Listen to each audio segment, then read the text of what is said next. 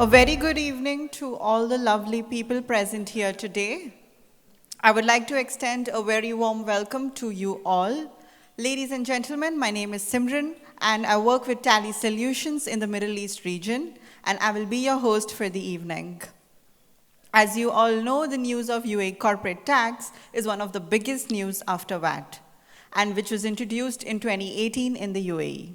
The Ministry of Finance officially announced on 9 December that a federal corporate tax on business profits will be applicable from the 1st of June 2023, and most businesses will become subject to the UAE corporate tax.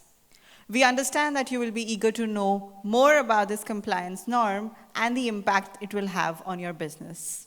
Let me first take a moment to thank Rng Auditors for organizing this event to demystify the UAE corporate tax law in association with technology partner Tally Solutions and media partner Khalij Times. At Tally, we have always been at the forefront of driving awareness and knowledge to businesses in the region, and we are grateful for this opportunity to join and contribute to add more power to the SMBs in the country. Before we get started, we would like to pay a tribute to the both countries, that's UAE and India, and I would request everyone to please rise for the national anthems, please.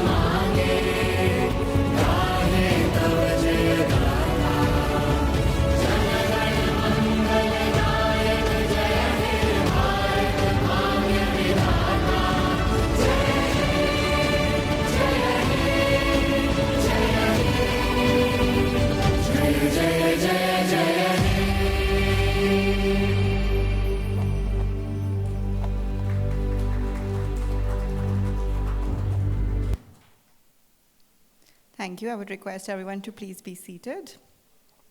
I would like to call on stage CA Harikishan Rankawat and CA Atul Gupta to join me in welcoming an eminent personality who is here with us today. We have His Excellency Shri K. Kalimudhu, who is the Council of Economic, Trade and Commerce at the Consulate General of India to Dubai. He has joined the government service in 2006, and as part of his current portfolio, his assignments are to promote and facilitate the trade and commerce between India and UAE, coordinate the local authorities for amicable solutions of the trade disputes arising during the trade between India and UAE. His chosen areas are international trade facilitation and related taxation issues, protection of intellectual property rights and traders' rights. He has held key portfolios in these areas in India as well as abroad. I would like to thank, would like you to address the audience, please.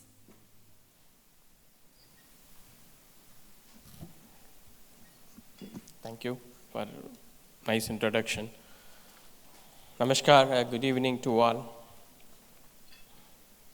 I was told that we have corporates here as well as a finance professional. So I shouldn't be talking about, I shouldn't talk about tax. We have eminent tax experts, so who are going to demystify the new UAE corporate tax law. But however, I would like to say few things, like the past few years, this region has seen a lot of changes in our tax ecosystem, be it indirect tax or be it direct tax. Few years back, the VAT came. That was first time VAT was brought in. It was a very moderate tax, 5%. Many would have thought that with that 5%, the business is going to suffer. Many of them will be wiped out. But that's not the case. Still, we see a lot of growth. Companies are flourishing. Of course, whenever any new regime comes, there could be readjustments, reconsolidation of industry. But that's norm of the day for any regulation, not only for tax. Similarly, we know that customs duty, this region again has a very moderate low tax rate, 5% for most of the commodities. But still, the country has gone ahead with the signing many free trade agreement. You all must be aware that India and the UAE signed last year on the same day comprehensive economic partnership agreement covering various areas. The major component of that agreement was free trade agreement offering tax concession, customs duty tax concession for an import and export. Thereafter, there was a first agreement UAE has signed with any other country.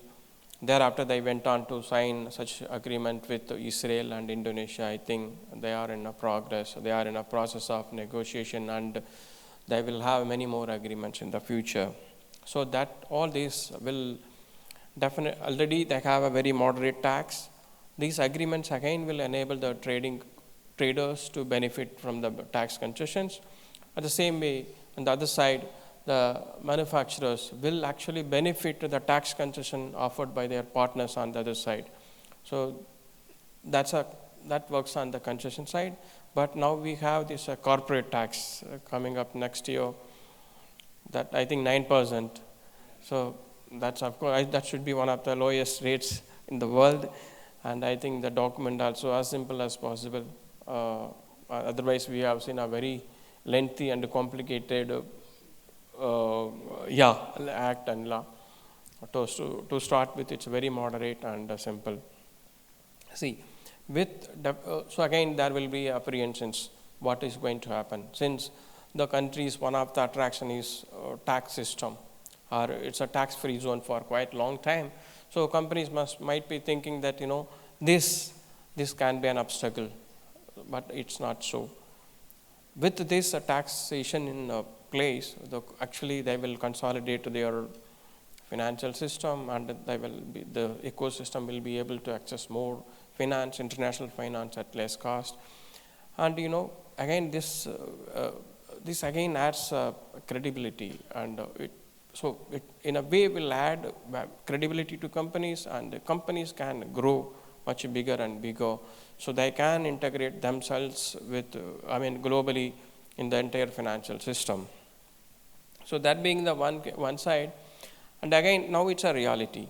The tax is going to be there next year. So what best the companies can do? They should now understand it, learn it, and they should again understand the intricacies, and they have to remodel their strategy. They have to orient their business in such a way that they don't end up on the wrong side of the law. That may actually come that later in point that comes with the tax burden plus other attendant costs to that.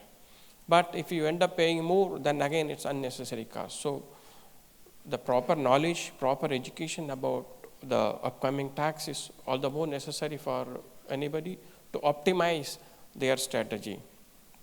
I am sure that this initiative of demystify the new UAE's corporate tax law, I think it's a very timely initiative. It's like, to put it very simple, prevention is better than cure. So we know that when we have a disease, if you have to treat, that comes with the pain, that comes with the bitter experience and cost. It's better that we prevent it before getting a disease. So the awareness, the knowledge which you are going to give will help companies to address the concerns. They can take the steps so as to they are ready to integrate themselves into the tax system. So I compliment my appreciation to Rng Auditors for this initiative. I wish, and we are here to listen to the experts. Thank you.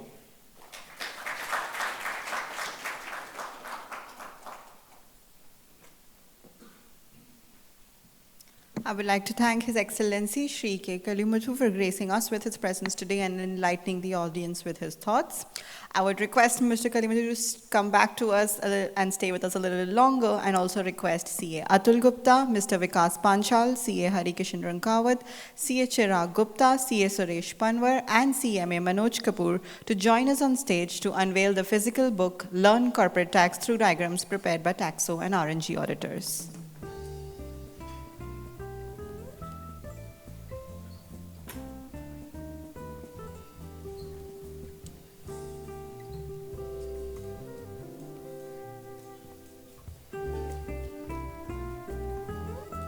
This book is prepared by Astrazior, and this is the complete diagrammatic presentation of all the articles from 1 to 70. So please collect your book, which is available on the registration desk. Thank you.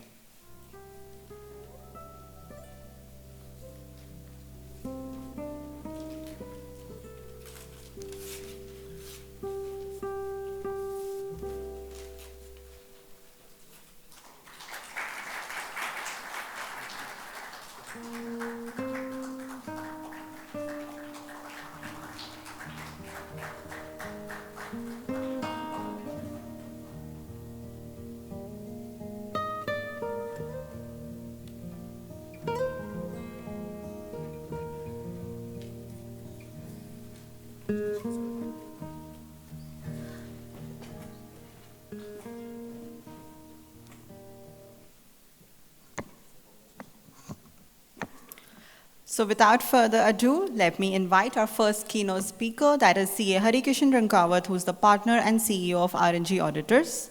CA Harikishan is a fellow chartered accountant from India and a certified public accountant from USA.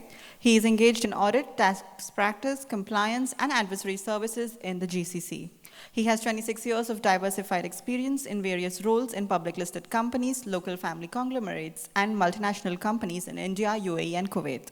Mr. Rankawat is currently serving as the Vice Chairman of the Institute of Chartered Accountants of India, that's the ICAI Dubai chapter. And he's also the trustee of the Rajasthan Business and Professional Group in Dubai. Mr. Rankawat is a regular speaker at various forums on tax and finance-related topics, and he has written various articles in local newspapers and was also interviewed many times on the radio. He has worked as a faculty for UAE VAT and corporate tax law. So today, CA Harikishan will tell us in detail about basis of taxation, residential status, and deductible expenses. Over to you, CA Hari. Thank you very much.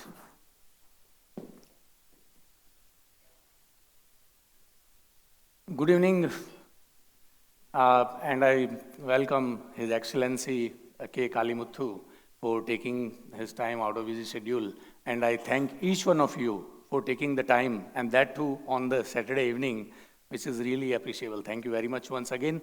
And now on the UAE corporate tax, demystify. It's very simple, sir. Next slide, you will get an idea. Are you guys aware that what was the significance of 9th of September 2009, particularly in Dubai? Metro. Very nice, sir. Thank you very much. I asked in Muscat, and one of them, rather, he told, yes, it was in Dubai, and that too, Metro was launched. So number 9 is very, very actually interesting for all of us, tax professionals. 9th D is the 9th of December, 2022. Corporate tax law was published, and 9P, 9%. It is the most lowest tax rate. Hungary is one of the another country where 9% tax rate is there. And then 9M is 9 months. So you have to submit your return after 9 months from the end of your financial year. Now let's understand first of all the residential status, the basis of taxation. This is very, very important to understand. I mean, broadly there are two classifications, resident and non-resident. So you can first let's understand the resident definition. In the resident, there are three types of person actually. Number one is legal person incorporated in the UAE. Legal person, as you guys are aware, that whichever company has been registered, whether in the mainland or in the free zone, that is the legal person. So they have like independent the independent status from the personal person. That is the legal entity, and which is incorporated in the UAE. They may further you can classify in two categories: mainland and free zone. So mainland, it will be taxable at 9%. There is no doubt. But when it comes to free zone, in the free zone, generally it will be 0%.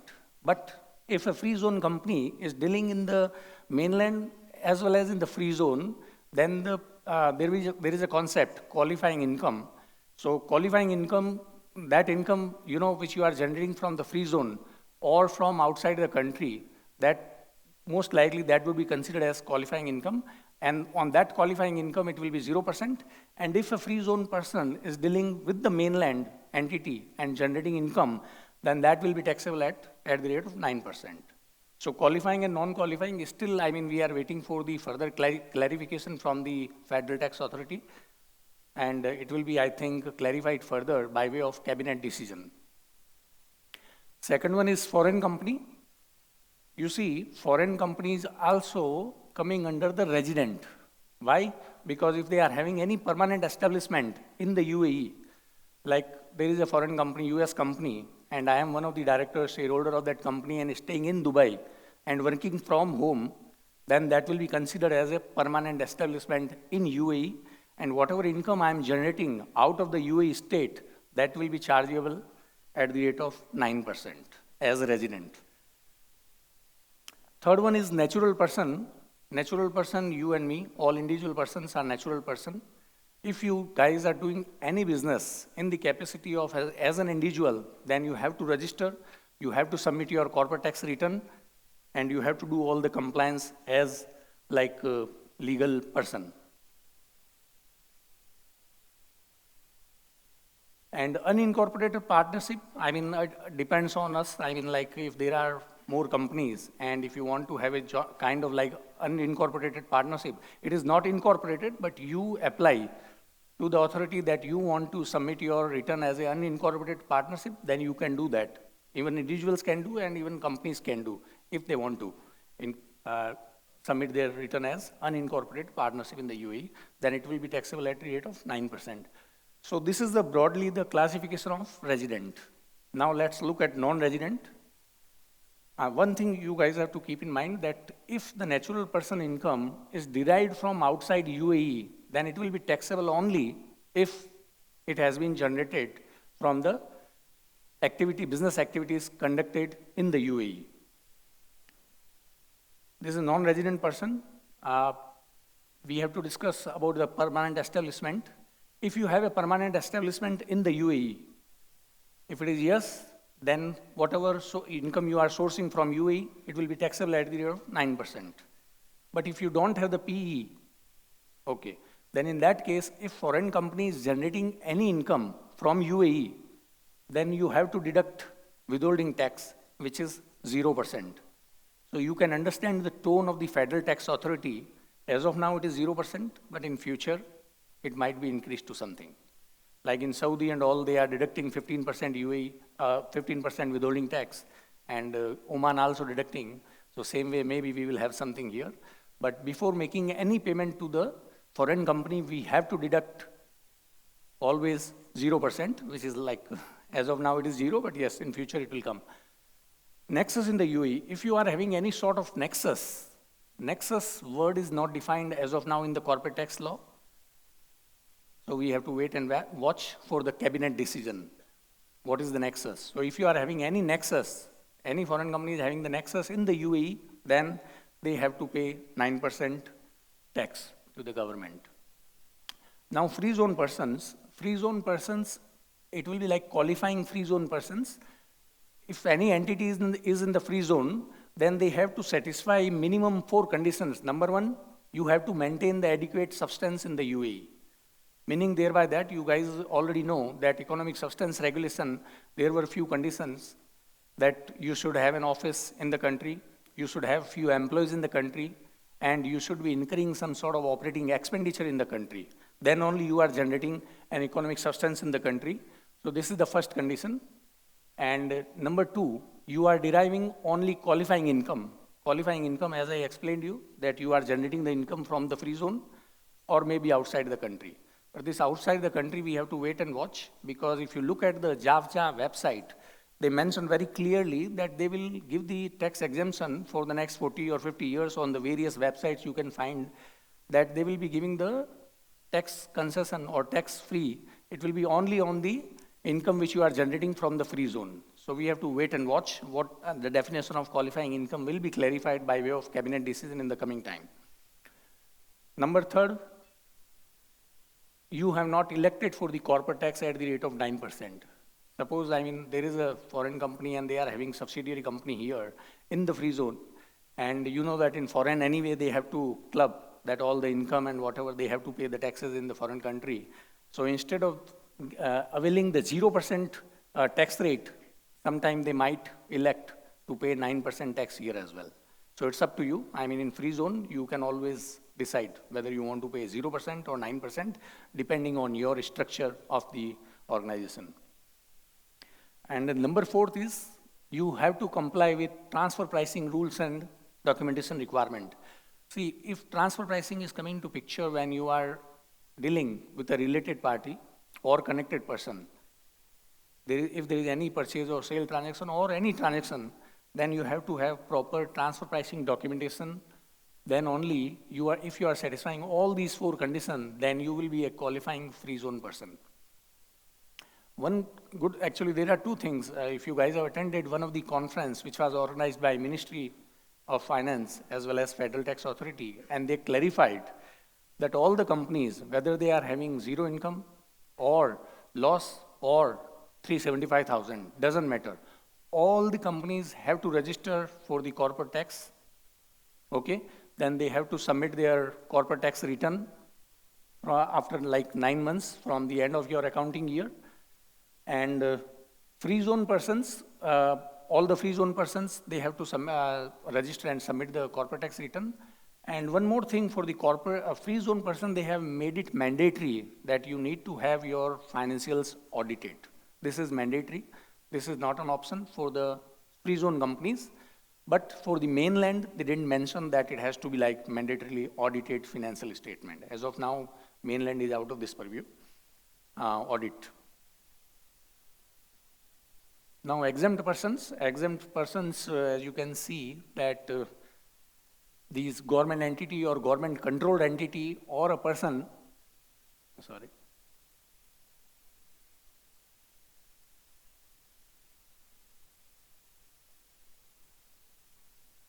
So, person engaged in extractive business or non-extractive business, oil and gas and those kind of companies, they are automatically exempted person.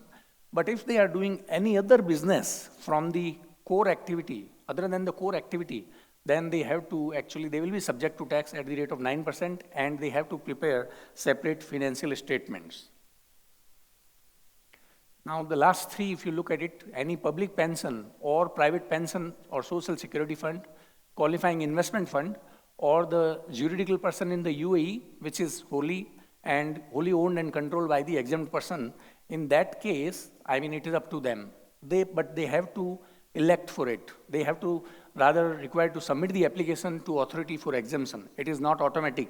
Like in the first 4 scenario, it is automatic, but here you have to submit. And the last one is qualifying public benefit entity, which is like generally for any religious or charitable institution, and that will be decided or declared by way of cabinet decision. So we have to wait and watch. But Emirates Crescent and maybe Khalifa Fund and all those funds, if you are donating anything, that will be anyway, all those will be exempt income for the qualifying public benefit entity. Income. Now there might be two sources of income, like either it is UAE sourced income and there is another one, exempt income. So we'll go through both of them. Now, how do you decide that whether income has a source in the UAE or not? If the income is earned from a UAE resident person, then it will definitely be sourced as UAE sourced income. Number two, if the income is earned from UAE permanent establishment of a foreign company, then that income will be considered as UAE sourced income. And number third one is, if the income is derived from the activities or contracts performed in the UAE. Suppose if a traveler is coming in the country and he is signing a contract on behalf of any principal, he came just for signing the contract, then that will be considered as you have signed the contracts in the UAE, so that will be considered as UAE sourced income. And if it is like they have to register, submit their corporate tax return and do all the compliances under the UAE corporate tax law. One good thing is assets in the UAE. If you are having any asset in the UAE, whether it is real estate, like maybe somebody was asking me one question on like there is a offshore entity which is not like onshore and it is offshore completely. They don't have the visa, they don't have the checkbook, and they can't even get the visa for their employees. So it is kind of like completely offshore entity.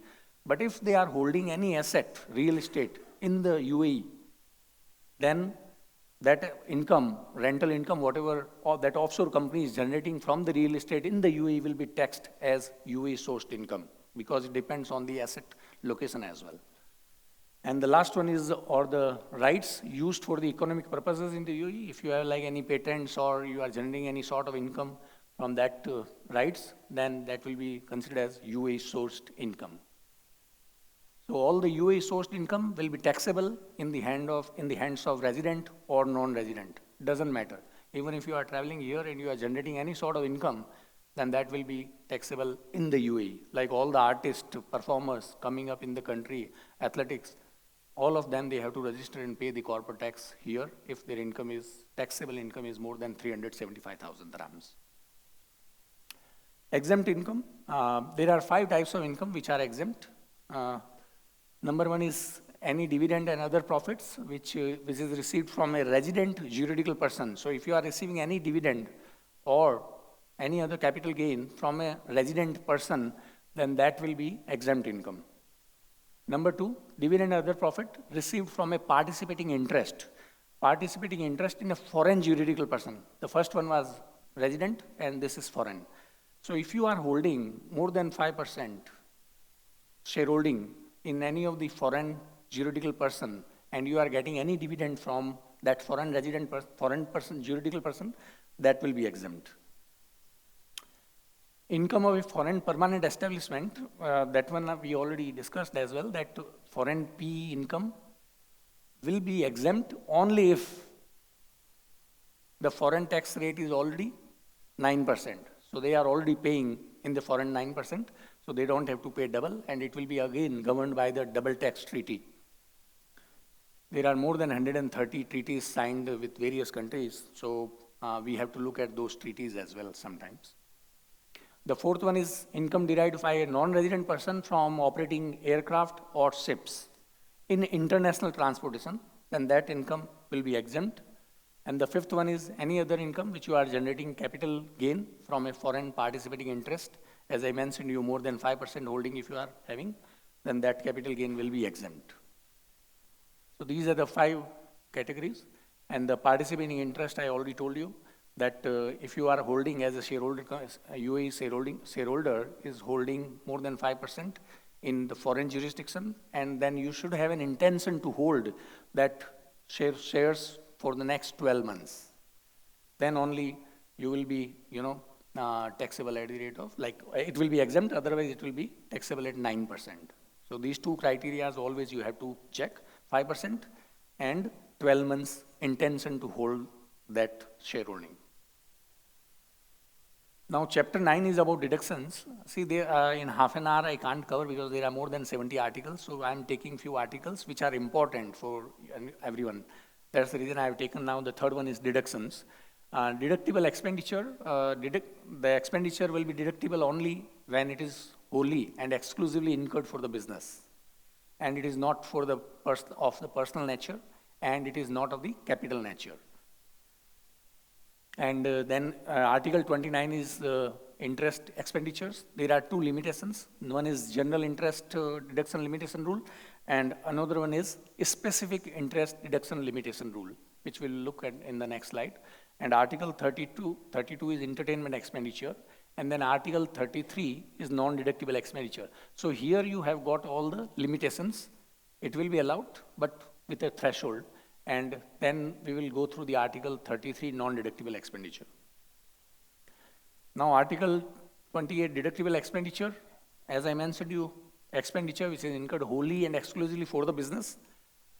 See, always keep in mind when VAT was introduced, then we already told to all the clients, wherever you have the confusion that the expenditure, if you have the confusion whether the business expenditure is incurred for the personal purpose or business purpose. If you have any doubt, better you don't claim the VAT input credit. This is what we suggested, and we are better off. Same way, I will reiterate the same fact that you have to ensure that expenditure is incurred for the business. But if it is incurred for the personal and business purpose, then if you can identify the portion very clearly that this is for the business, then claim it. And the remaining unidentifiable portion that you have to break into parts.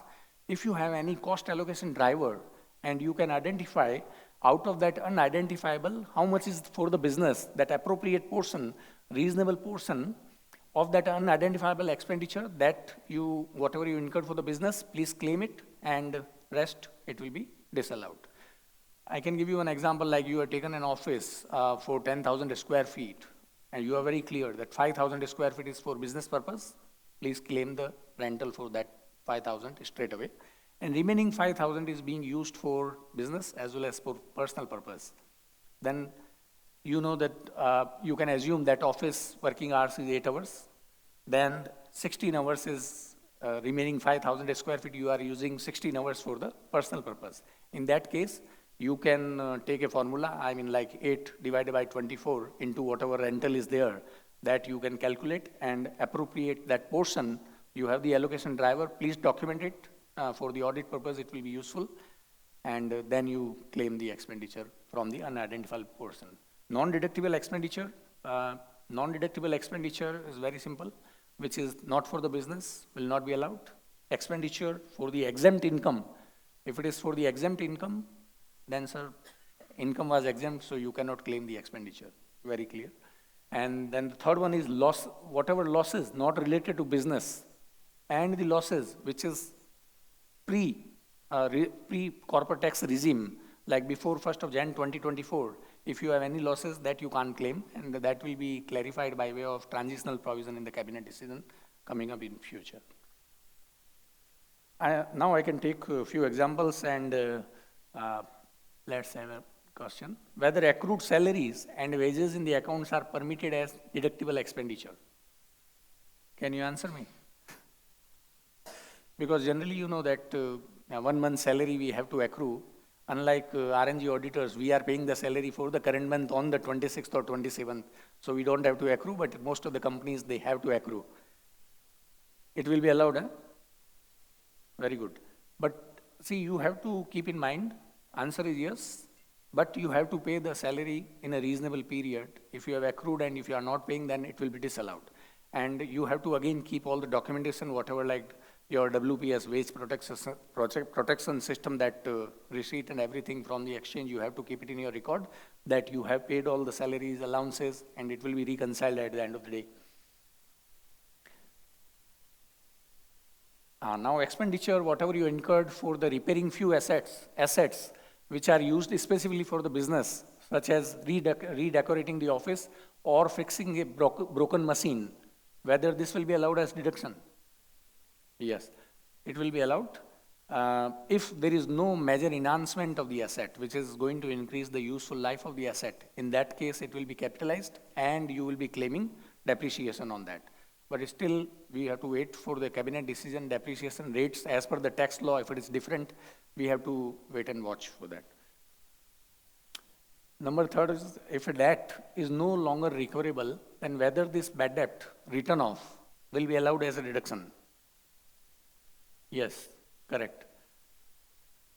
I mean, we have to see if there is any other further conditions may be coming up. Like in case of VAT, there are conditions you have to wait for 6 months, and then you have to write a letter to the client that now I'm not going to recover from you, and it is written off. Then only you can claim that VAT input. So let's wait and watch in the cabinet decision for the corporate tax, what conditions would be there. Now, chapter 9 is interest expenditures. As I mentioned you that there is general interest deduction limitation rule, and there is another one is a specific interest deduction limitation rule. So let's look at Article 30, general interest deduction limitation rule. This is basically net interest expenditure. The number one, we have to understand what is the definition of the net interest expenditure. What you have to do from your expenditure, you have to reduce your interest income. Then you arrive at net interest expenditure. But if there is any brought forward net interest expenditure which you can't claim, could not claim in the previous year, that you can add here and now you can claim. That will be your net interest expenditure. Net interest expenditure capped up to 30% of EBITDA, earning before interest, tax, depreciation, and appropriations, excluding exempt income. So EBITDA minus exempt income, then you arrived at your net adjusted EBITDA. Take 30% of that, that will be allowed overall. Then disallowed, yes, whatever has been disallowed, remaining 70%, that you can carry forward for the next subsequent 10 years. And you always use FIFO method so that you don't lose on the, on the old one. And you have to maintain this one either in the system or in the Excel. And these provisions are not applicable on the bank, insurance provider, and natural person. So these limits, 30% and all this will not be applicable on the banks, insurance, and natural person, which is individual person if he is doing any sort of business, which is good news, I mean, for them at least. I've taken an example, if you look at it. Now, interest expenditure for the year 2024, 250,000. So reduce the interest income, you arrive at, then you brought forward net interest expenditure, you add here, then you are finally arriving at net interest expenditure of 350,000. Then you calculate the EBITDA now, as per the financial statement, EBITDA is 800,000, and exempt income, dividend income from UAE company, as I mentioned, it is exempt, so please reduce. And dividend income from US company, participation interest, if you have more than 5% shareholding, and you have the intention to hold it for the next 12 months, please reduce that exempt income. Then you arrive at EBITDA, adjusted EBITDA, 600,000. Then the third step is you have to take 30%. Maximum you can claim 30%. So 30% of this one, 180,000. And then remaining then whatever is number one, 350,000, total net interest expenditure, and cap is 180,000. So remaining 170,000 you can carry forward for the next 10 years. And now this is about the specific interest deduction limitation rule. This is for if you are taking any loan from the related party and then you are paying interest on the related party loan, sir, that will be disallowed, simply. And they mentioned here very clearly that if you are paying any interest on the related party loan, it will be disallowed for the following transactions with the related party: dividend or profit distribution, share capital, capital contribution, or you are acquiring any ownership interest from a related party, then that will be disallowed. But in the clause 2, they mention that clause 1 will not be applicable where taxable person can demonstrate that this obtaining the loan and carrying out these transactions referred under clause 1 was not to gain a corporate tax advantage. If you are not trying to gain a corporate tax advantage, then it will be allowed, but you have to prove. And the clause 3, they mentioned it will not be deemed as a, to arise where the related party is subject to corporate tax. Suppose, I have two examples, I will explain further. So that, if you are already subject to corporate tax of 9% or more in a foreign jurisdiction on that interest, then it might be allowed. So take the example number 1. Shareholder of ABC Limited UAE has taken a loan from his brother based in Bahrain to pay himself a 10% dividend. So whether this interest paid on this loan will be allowed as a deduction.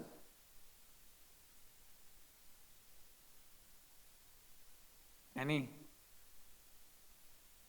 No, it will be allowed. Okay, you guys are awake. Thank you very much. It will be disallowed because Bahrain is anyway no tax zone, so it will be definitely disallowed. Let's take another example whereby now you have taken the loan from the brother based in USA to pay himself a 10% dividend. Whether this will be allowed? Yes, this will be allowed because USA is already high tax rate country where the tax is already being paid more than 9% for sure. So that will be allowed. Entertainment expenditure. Entertainment expenditure world over generally it is disallowed, but here they are very generous and they have given like up to 50% of actual entertainment expenditure or amusement expenditure or recreation expenditure incurred during the tax period, that will be allowed up to 50%. And it has to be incurred for customers, suppliers, shareholders, and other business partners. Now, if you look at it, out of these 4, they didn't mention employees.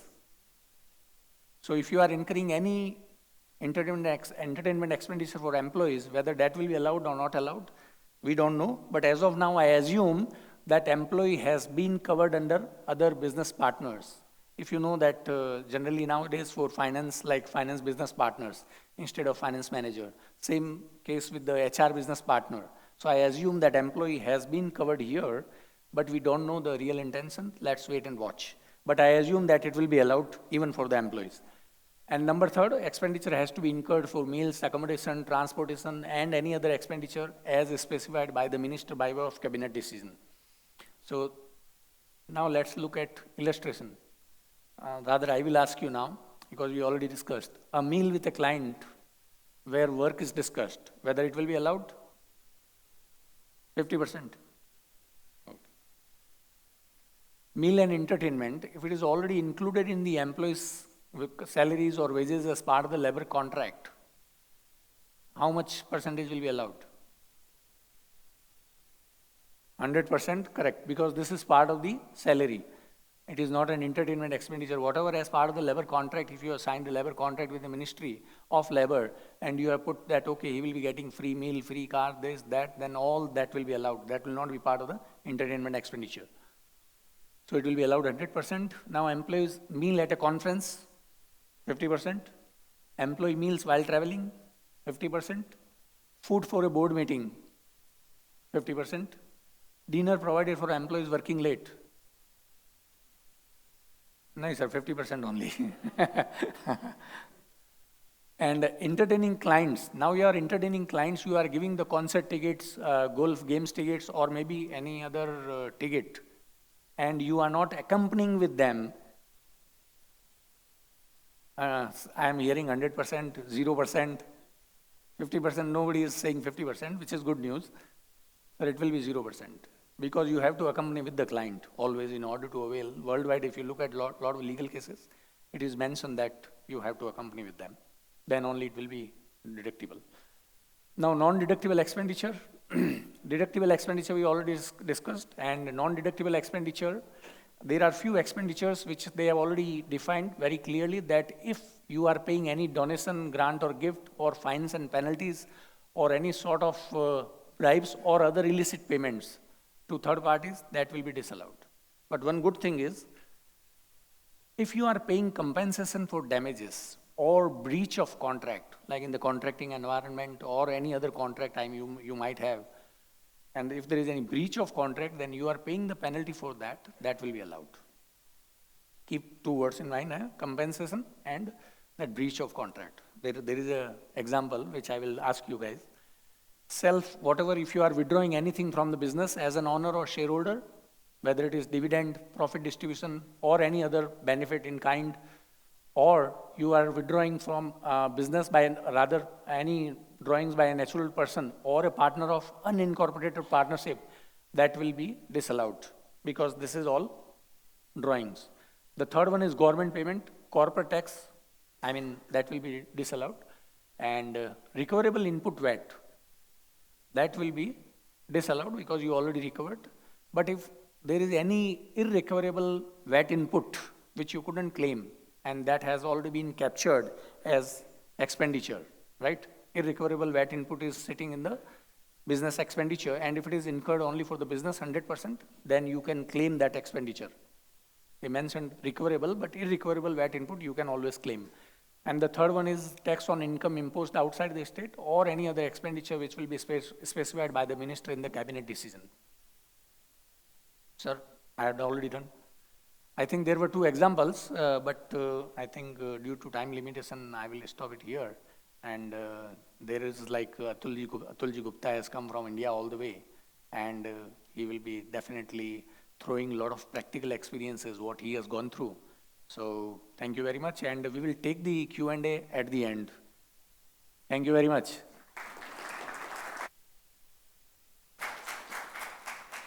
Sir, one good news I would like to share with you that my wife Dhruvsri Rankawat and there are two other ladies working with her, Janisha and Richa Gupta. All of you can come on the stage, please.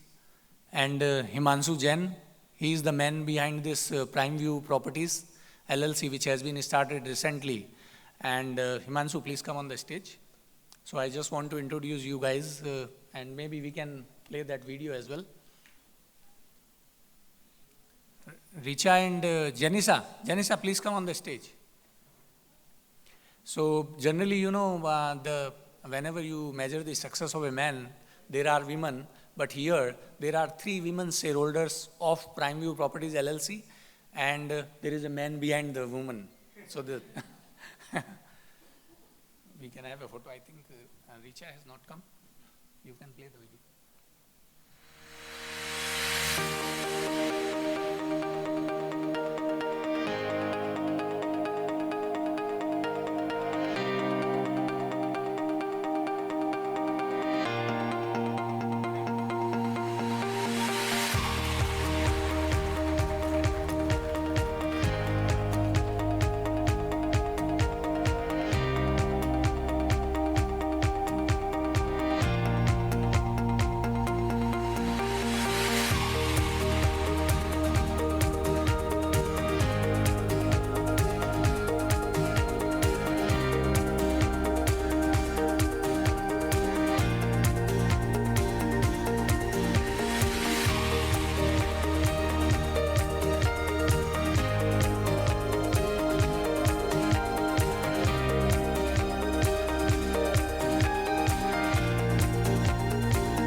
This Prime View today only. Officially we have launched this one, and all the shareholders of Prime View are 3 ladies, 3 women. First of all, my wife Dhruvsri Rankawat. Richa Gupta is the wife of my partner Janisha is the wife of Himanshu. We are there in the market already for the last 10 years, and RNG Group consists of Rng Auditors, RNG Management Consultancies, Mentor Impacts General Trading LLC, and 4th one is Prime View Properties. Good part is that you are starting at a time when the market is taking off. And with the sincerity and commitment, this is one place, this is one country where you work on the right side of the law, you work with sincerity, and you deliver what you commit. The sky is the limit. So I wish you all the best, so we can all raise hands and touch the sky. Like I mentioned, this is the best time to do it, and actually it is the best time. What we have seen in 2022 for a growth of 10 properties also, it's an unbelievable growth. And 2023 looks to be very much more promising than 2022. So the timing is the top timing you guys are entering. Thank you, sir. The amount of money which is coming from not only, it's coming from all over the world today. People want to invest in Dubai. It's that how much you can capitalize on it, that's up to you. And with the over here from Square Yards experience, I'm sure you guys are going to do it very fast.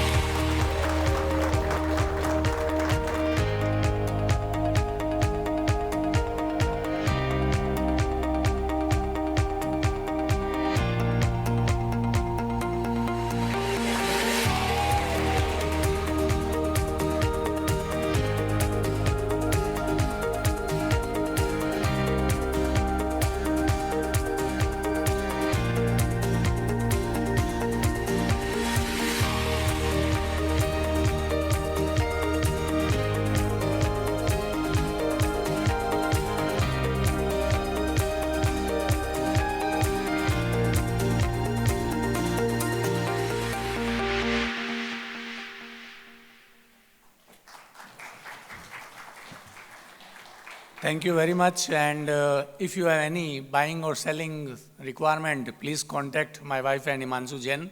Himanshu Jain has worked with Square Yard Real Estate for 10 years in Dubai, Mumbai, and Canada. So he has got the right experience. He can suggest you some offers available in the UAE. And as Rizwan Sajan, chairman of Danube Property, he also mentioned that 2023 is the year it is going to go up for sure. Because whenever there is a problem in any other country, like Russia and Ukraine, now there is a lot of money coming up, and even in China, now from next wave will be from China. So there will be, definitely it is going to go up by next, again, 10-15% in the current year, you can assume. It is not going to go down, and you have seen the rental prices which are going up. So it is better to buy one house and one office. एक मकान and एक दुकान. Invest करना चाहिए sir. Convert your expenditure into investment. Thank you very much.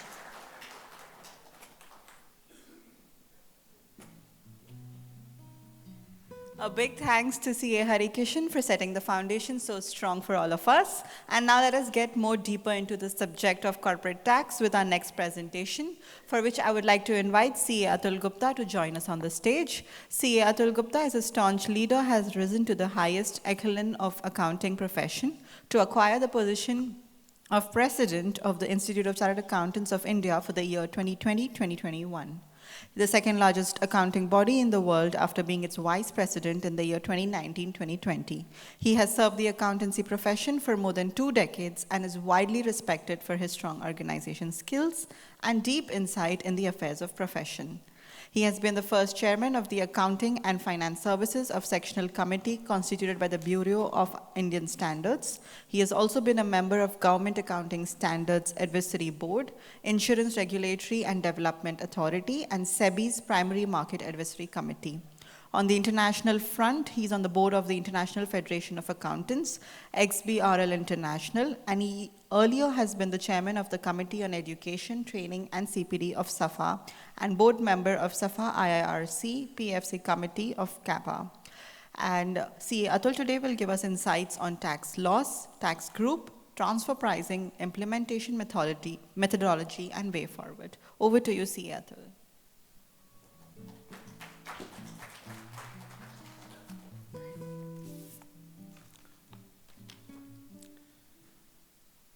A very good evening, ladies and gentlemen. At the outset, my special regard to His Excellency, RNG, Team Taxo, and each one of you for giving me this opportunity to share some of my thoughts around the new regime of taxation in the UAE, that is the corporate tax, and certain aspect related thereto. Friends, you will agree with me that when we are discussing a new regime of taxation, and we have a long history that our regime, our jurisdiction was out of the any particular tax. It's always the evolving, always you have to start from a scratch. And then a lot of, I will say, the introspection, the to-dos will be there.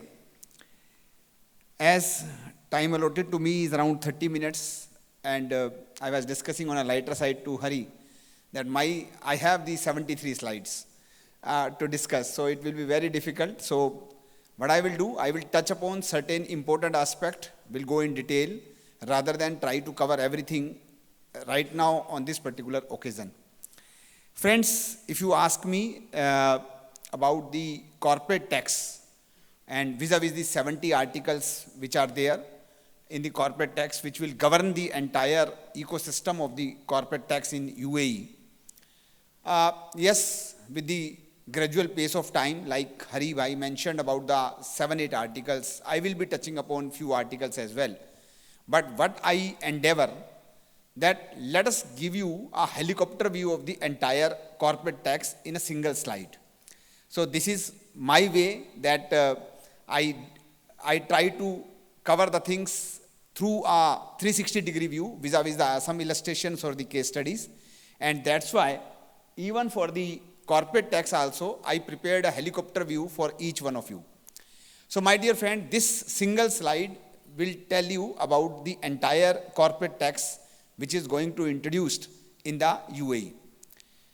You will all agree with me that when we are discussing about the corporate tax, the first instance will be the incidence of tax. That okay, which activity or on which person the taxability will be there. Hari Bhai just discussed with you the three pillars, that there will be a resident person, whether it's a state income, the income derived within the state or outside the state. If that has a nexus, then it will be subject to the corporate tax. Then the resident neutral person, natural person, and the third one is the non-resident. Now, when I am saying about the non-resident, you will have to take note of this aspect, that whether it is a permanent establishment, a state source, or the income from the nexus will be subject to the corporate tax, but very, very importantly, that will be governed with the arm length price, which we are going to discuss in detail in today's event. Now, once you are through with this, that you have the awareness that okay, this person or this activity will be subject to the corporate tax, the next aspect will be that which income will not be subject to the corporate tax, the exempt, which just discussed by the Hari Bhai, that there will be the exempt income as defined vis-a-vis the exempt person. So, there will be Article 4 to Article 9, which will be dealing with the various exempt person, including, say for example, you are into the extractive business, you are a public interest entity, or you are a specific fund, then you are outside the ambit of the corporate tax vis-a-vis the qualifying free trade zone person. So, if you are not that, then finally what will happen? Your income will be and you are subject to the corporate tax. Now, when you are subject to the corporate tax, there will be the 4 type of registration in the entire section 1 to Article 1 to Article 70. Number 1, that you will be taxable as such, meaning thereby if there is a legal entity, like for example the LLC is there, you are subject to, you have to obtain the registration for the purpose of the corporate tax. The another one will be that the taxable as a group. Now here we are going to discuss, if the time permits, that there you have to do a cost benefit analysis, because when you are doing a tax group, you will be able to adjust the losses of a subsidiary with the holding company and vice versa. There will be the entry and exit provisions, and then you have to see that in case there is a dissolution of the tax group later on, then what will be the impact thereof. So that is something our organization has to decide, the group has to decide whether we want to go for a tax group or not. That will be touched upon in the Article 40 and so on.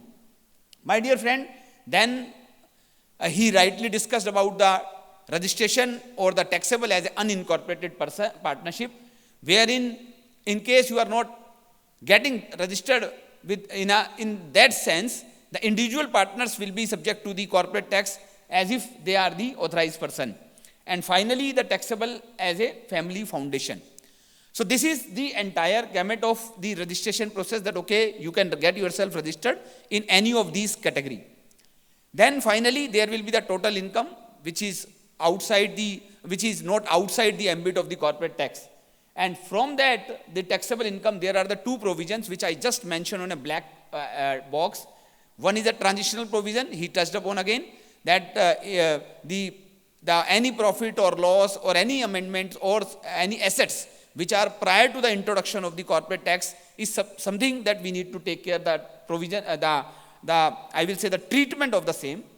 And then any transfer of the qualified assets or the BC restructuring. So your income will be subject to the transitional provision, your income will be subject to the any restructuring which is happening in the organization. Now once you have the total income, there will be certain deductions which will be allowed. Again, he shared the Article 28, 29, 30, 31, 32, which are discussing about this. Number 1, that the exempt income, you can deduct the exempt income from the total income. Then the participative exemption, meaning thereby that if you are having the overseas interest of more than 5%, whatever the income will be there from that particular source will not be included in the income which will have the incidence of tax. Say for example, I have a investment in the 6% in the USA organization from where I am getting something. So whatever the income which will be flowing from USA to the UAE, if my share is more than 5%, then that will not be subject to the UAE corporate tax.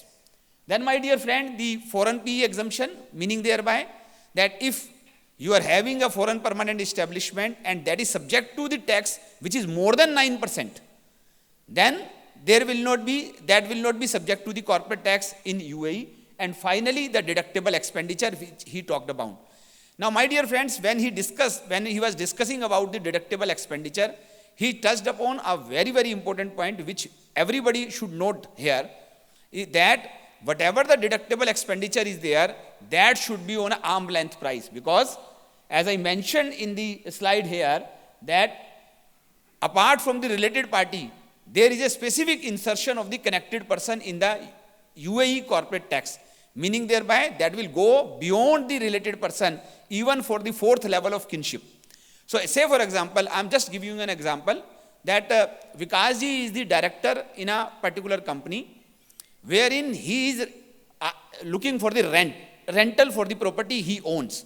So the company is there, Vikas and say for example Co LLC, and the Vikas ji is charging 200,000 dirham rent on a yearly basis, whereas the normal rent is 100,000 dirham. So what will be the deductible expenditure?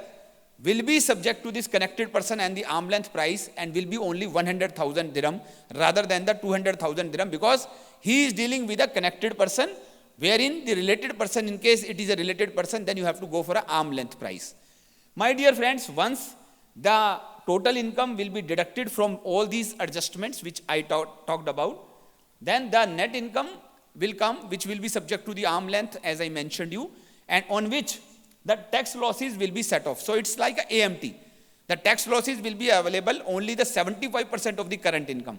Meaning thereby, say for example, I have an income of 600,000 dirham in this particular year, and I have the previous year losses. Say for example, the 10 million losses are there. Then out of this 600,000, I will be able to adjust only the 450,000 losses in this particular 600,000 income, because that is the AMT which we are talking about, the minimum alternative tax which was prevalent in any of the jurisdiction, meaning thereby at least on a 150,000 you have to pay the tax. So this is the way that the rest of the losses you can carry forward. So the tax losses carry forward, and the set of the losses we need to learn. And then finally, if the net taxable income will be there, that will be subject to the withholding tax, that will be subject to the tax credit. Withholding tax means, as he mentioned, that in case there is a withholding tax applicable, you have to deduct the withholding tax. In case there is a tax credit, meaning thereby you paid the tax overseas, for which you are eligible to claim the credit under the double avoidance tax treaties. And that's the point which I just wish to share with you. The UAE is the organization, UAE is the country which have the maximum tax treaties, double taxation avoidance agreements. Even India has only 95 or 91 plus. But the UAE has the 186 or 187 double taxation avoidance treaties, meaning thereby, if you are paying the tax here, Hariji mentioned it is the lowest one. If you are paying tax here, meaning thereby your income will not be subject to in your jurisdiction.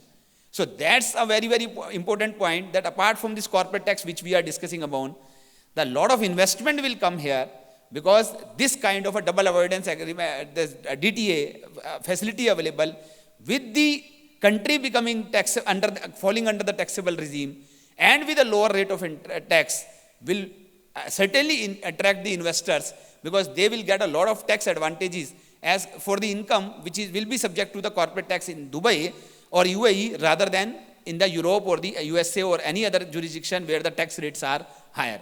So that's the point which I am giving a hint or a message to all of you to discuss and dwell upon.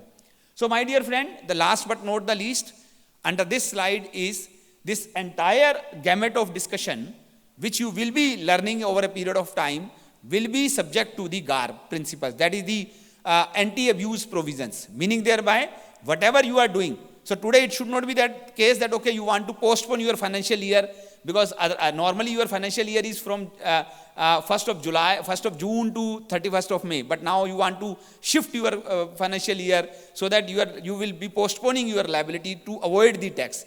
Likewise, if there are the arm length transactions are not there, there are the agreements subject to, and now you are changing you are participating, you are increasing your participation into a particular entity to take the benefit of the same. So all these provisions will be subject to the scrutiny for the anti-abuse provisions. I am not saying that you will not do the business. If that is a business call, certainly you can challenge, you can argue. But if it will be proved that the amendment, the recent amendment after the introduction of the corporate tax is due to avoid the tax, then the anti-abuse provisions which are already become applicable in the corporate tax of the UAE will be attracted, and the interest and penalties provisions will be followed. So my dear friend, this was a slide which I wish that let me start with you, that so that you will have a helicopter view. Even we developed a lot of diagrams. The booklet is available to you, which will also help you out that to understand that how the corporate tax is going to behave in a particular manner as far as the UAE is concerned. Now, my dear friend, let us come to the arm length price, which we are going to discuss here as a transfer pricing, and some of the aspect I will touch upon. I will try to cover you. I am aware that the time paucity and what I am going to discuss with you, a topic which required at least 3 hours time. And I have to speak in only for 10, 12 minutes, 15 minutes. So let us see how we will be able to justify that same. My dear friend, as far as the arm length principle, so I just wish to clarify you that there will be the 2 segment of the arm length principle which you have to understand. One, that the transactions are the cross-border transactions. And another one is, as I mentioned you about the Vikasji example, that the transaction between the legal entity vis-a-vis the connected person. So, for example, the directors. For example, the director or the partner of the legal entity. So, we just saw that the Mrs. Hari started the firm, and now if she will take some exorbitant, say for example, the salary or the rental or the interest, so that will be subject to the arm length price. So there are the 2 segments. One is cross-border transaction, the another is a within the country transactions will be subject to the arm length. Now, my dear friends, as given in the Article 34, which is dealing with the arm length price, that there will be the 5 different methods Article 34 proposed. That okay, you can do this arm length calculation, the price calculation, based on any of these 5 methods. But whatever method you choose, that should be consistent, that should be based on the merits of the situation. It should not be a case that okay, you are saying I will choose this method, whether it is relevant method or not. So there are the different methods which I am going to share with you, which are related to a particular nature of transaction. For example, if the company X is a holding company and company Y is a subsidiary company, and they are doing a transaction between each other, then there is a specific method which is prescribed under the Article 34 that you should be following this method. Normal situation. So what I am trying to convey you, if there is a trading relationship, if there is a service relationship, if you are dealing in a semi-finished goods, so there are the different methods which are being prescribed. So you have to use any of these methods based on the situation, based on the nature of transaction. And then they mentioned in the further to this article that in case you are feeling that okay, none of these method is applicable on you, then you can also develop your own method. But that should be again consistent to the requirements of the law. It should not be you are saying that I will follow this. No, it should be based on the requirement of the law. Now, my dear friend, just as I mentioned you, there are the 5 different methods. That is the comparable uncontrolled price method. The comparable uncontrolled means if you are dealing with a controlled organization in a layman language, and you are dealing with the uncontrolled, meaning thereby, say for example, myself and Vikas are the related party. Each one of us controlled each other. I will explain you detail. But I'm just trying to give you the preamble, because as I mentioned you that we are starting from the scratch in the UAE, rather than that the normal jurisdiction when the transfer pricing is a talk of the town. So Vikasji and myself are the related person. I am selling the goods to him for rupees, say for 100,000 AED. Whereas Simran and myself are not related. And I am selling the same goods to Simran for 80,000 AED. Okay. So meaning thereby I am taking an extra profit or maybe selling over 70,000 AED, I am giving a special discount to him which is not acceptable to the tax authorities. So what will happen, whether it is a loss or a profit, there will be an adjustment required to my P&L. So whatever the net profit I will declare, what they will do, as I mentioned in my diagram, that they will do an adjustment of 20,000 plus or 10,000 minus based on the condition or based on the situation, so that they will be able to arrive the arm length price. So the arm length price is the uncontrolled situation price. Okay? So the basic fundamental is the arm length price is the price of the uncontrolled situation vis-a-vis the price of a controlled situation. So I believe that it will give you the fundamental clarity, because if I will read all these, you will say it's bouncers. So better to understand the basic fundamental, that okay, now we will try to learn in the different situation how we will be able to compare the price. So my dear friend, as I given you, so I will not go with this diagram and all. Let us first understand the CUP method. That is as I mentioned you, comparable uncontrolled price method. Now my dear friend, where it will be more suitable, I am using the word more suitable. I am not saying that you have to use this method only in this situation. It is more suitable. It is more suitable where the price charged for property or services are transferred in a controlled transaction vis-a-vis the uncontrolled transaction. So what I am trying to convey you, that this method is more useful where there is a provision of service. Where there is a provision of service, then this method is a more useful method. So you can note down that, okay, if there will be a service agreement between the two companies and I have to do a transfer pricing, I will follow the CUP method. Now my dear friend, the advantage and the disadvantage of this method, as it is being given, that it's more reliable, because you are aware about the, say for example, that okay, whatever the amount I am charging from my controlled entity vis-a-vis the uncontrolled entity, it will be very simple. And later on I will be discussing you about the cost plus profit method. So now then you have to calculate a lot of, you have to do a lot of homework of calculating the cost or something like that. But here it is the output price, and which is easily available. But at the same time, since the services are always intangibles, the quality may differ. So tomorrow the authorities or somebody may say, the auditors may say, how I will be able to? You are saying that I charge this much of amount, which is a controlled situation vis-a-vis the uncontrolled. Both prices are same, but you tinker with the quality of the things because it is an intangible. So since we are dealing with these services, it is always subject to the question whether the quality was same or not, and it will be very, very difficult to find out to trace the quality, whether both the qualities are actually comparable or not. So that's why this method has a limited disadvantage as well. Now my dear friend, as I explain you that there are the 4 steps for any method which you are going to use. Number 1, that identification of the price charge or paid for the property transfer or services provided under any comparable uncontrolled transaction. I charge her 80,000 AED. So this is the price which I charge. Now the price is adjusted to the accounts for difference, if any, between the international transaction and comparable uncontrolled transaction. As I mentioned you, the amount which I charge from the Vikas ji. And then the adjusted price, as I mentioned you, will be arrived by adding or deducting doing an adjustment of the price. Now my dear friend, let us understand with the help of an example. In this particular case, it's very, very important that if we will understand the one example, actually it will help you to understand all the methods. Because the crux of the game you should understand. Now here what happened, a particular jurisdiction is there where the tax rate was 5%.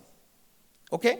Tax rate is 5%, whereas in the UAE the tax rate is 9%, though it is not the case, but let us assume. And it will work vice versa for us, but let us assume. Now the X Limited is having a Y Limited, which is a related party, and there is another entity, an outsider is there to whom he is also providing the services. So when the X Limited charges the price from Y Limited. Okay?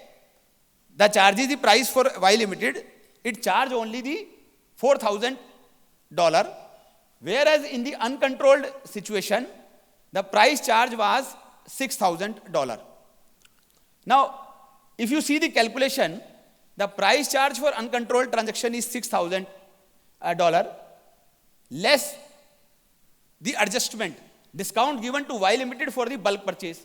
So what they are saying that why you have charged only 4,000 from Vikasji, whereas you charge Simran 6,000. You will say no, because he is buying in a bulk. Okay, I am giving a bulk discount. So this will be a common I will say the submission from the transaction that okay, because he is charging, he is giving me advance, he is giving me the entire amount cash, she is giving in 2 months credit. So that's why you will say that okay, I am looking for some kind of a benefit. That's why I am giving a low price. No problem. You adjust that low price. No problem at all. You adjust that low price. Whatever the low price is there because of the any particular reason. So that's why I adjusted $400 because of the discount, special discount of the bulk purchased. So ultimately the arm length price will be 5,600, but wherein you charge only the 4,000. So what will happen in the comparable uncontrolled price method, where the normal price is, say for example 6,000, even if I am giving a discount, it should have been the 5,600, but you charge only 4,000. So the 1,600 will be added into the income of, for example, in my income, which will be subject to the corporate tax. So this is the way that the arm length price will be calculated in this particular method, in this particular, I will say the methodology, wherein there will be an addition of $1,600 in my net income. So I believe this is clear to all of you. Clear? Yes. Now coming to the resale price method, which is a second method which is given under the Article 34. The resale price method is primarily for a distributor and the retailer. So wherever there are the situation when there is a distributor, there are the retailers, and the distributor is supplying to the retailer certain goods for a price, whereas the same distributor is selling to the outsider. Okay? So whenever there is a case before you as a consultant or as a organization that you are having a distributor retailer system, maybe a company is there, X company is there, they are having the hundreds of retailers, whereas some are controlled, some are uncontrolled situation. So how you will be able to, so I have a subsidiary, for example, I have the 2 subsidiaries who are also the retailer. I am giving a special price to those 2 companies, vis-a-vis for 98, I am giving an uncontrolled price. So then how my income will be subject to the addition is something which we need to learn. Now my dear friend, as I mentioned you that normally this method will be used where one is producing something and there is no value addition per se, it's purely reselling of the things. So as I mentioned you, in the disadvantage that this method will not be so useful where there is a significant value additions will be there. Then this method will not be so workable. Now my dear friend, if we take the steps, so what will happen that first of all, as I mentioned you, that you have to identify the resale price charged for the goods sold to the unrelated enterprises.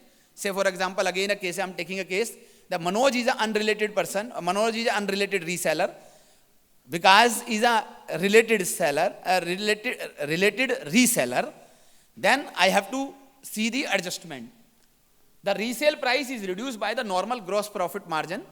So normally I am taking the 25% profit on whatever my cost is there.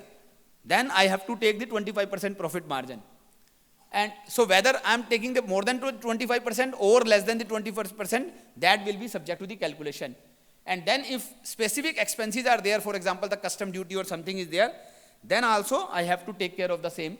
And finally, the adjusted price will come. Now, my dear friend, here in this example, just see that the A Limited UAE holds the 60% equity share in the ABC USA. A Limited purchased goods worth AED say 2 million from ABC and sold to an unrelated person CC Limited in UAE for the 3 million.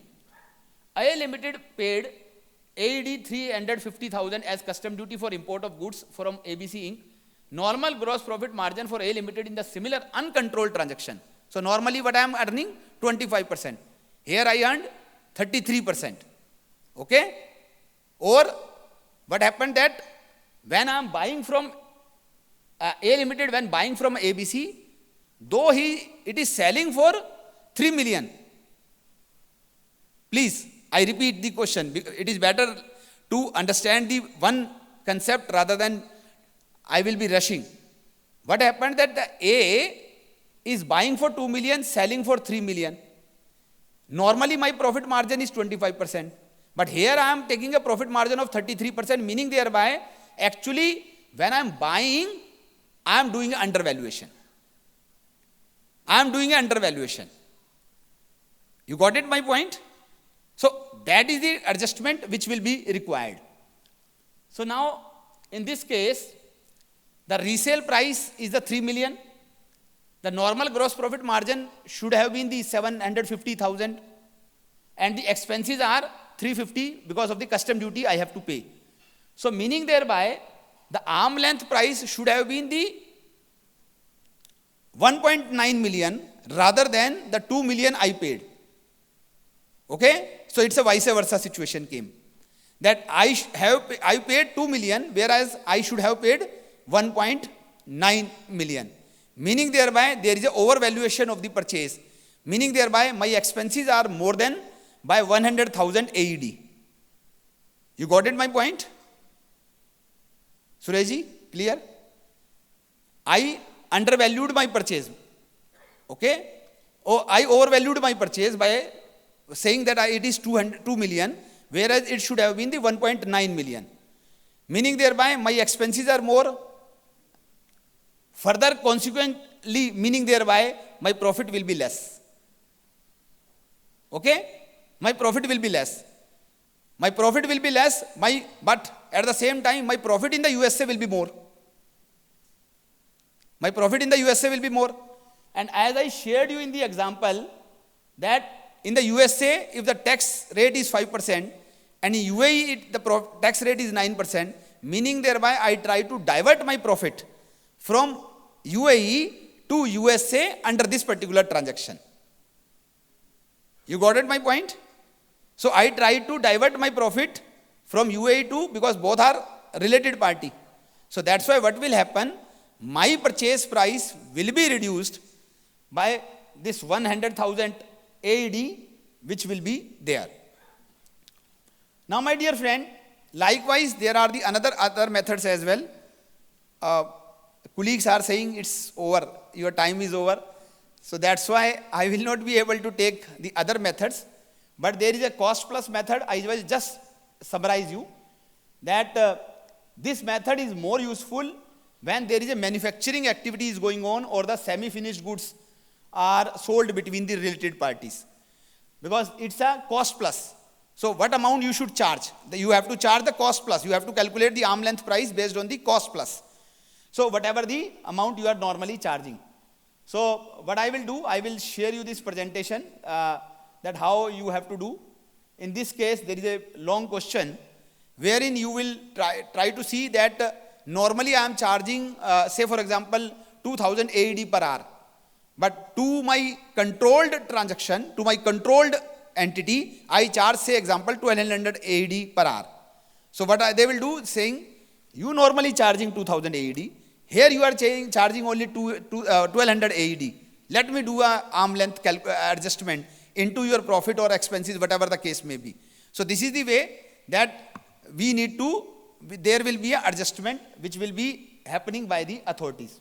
So I prepared this example. The profit split method is again, the profit split method is applicable where the joint venture is happening. So when you are, say for example, I will take you the example that in the profit split method what will happen, I will take you the example state that profit split method, normally what happened that they were they were having the cost of 40-40-20. But whereas they were dividing the revenue in this 100-50-50. Okay? You see the example that in this case, they are dividing the revenue of 200,000 US dollar into these 100,000, 50,000, whereas the cost was 40-40-20. So now you have to adjust the distribution of the revenue into this ratio only. This method is saying that. So because what you did, there were certain losses, there were certain profits. So you want to adjust the profit and loss of each entity just to avoid the tax. So that's why they say no. If the cost was 40-40-20, the revenue should be divided into the 40-40-20, and that is this method is trying to convey us. So this is the way that example and the solution is there. And finally, the last method is the transactional net margin method, which is also saying that, okay, you will be doing appropriation based on the certain cost, sale, and the asset. My dear friend, for this example also, I prepared illustration, but again, it's more of a comparable uncontrolled price method, that there are the value of white bag vis-a-vis the black bag. I'm selling black bag to my uncontrolled price, white to uncontrolled, and vis-a-vis how the adjustment will be there. So this is the adjustment which we developed for the benefit of our colleagues. Now, my dear friend, I just wish to say a few things to hear you, that as per the Article 34, 35 and 36, wherein all the provisions related to the related party and the connected person and the arm length price is there, it is important that they mention that whenever you are doing this arm length calculation, that should be based on the certain parameters. So these are the parameters which they have given to us. Number one. Number two, that proper documentations should be maintained by the assessees. That is also there given under the Article 55, 56. And then, as I mentioned you about the connected person, there are many other things which I believe that we should be discussing, but nevertheless, maybe in some other program, we will be discussing about the all those things as well. Friends, when we are not able to complete the Article 34 itself, what to talk about the tax losses and the tax group, I'm aware about the paucity of the time. So I am not touching upon the tax group, and but what I will do, I have prepared certain diagrams, though the few diagrams are available in your booklet itself.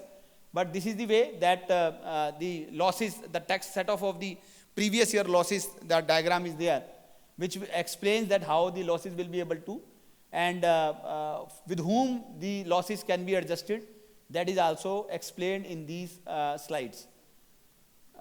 My dear friend, I have prepared certain illustrations as well.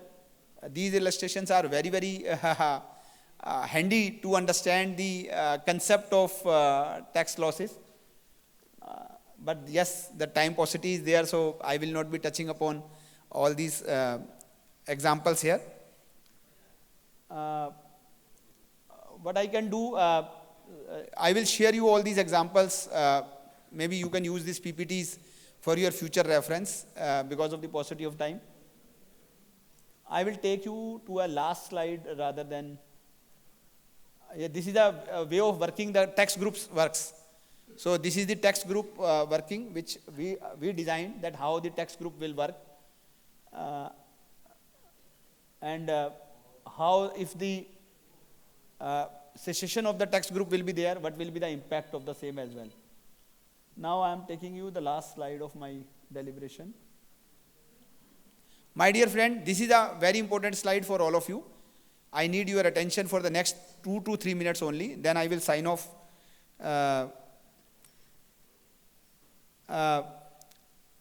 for the day.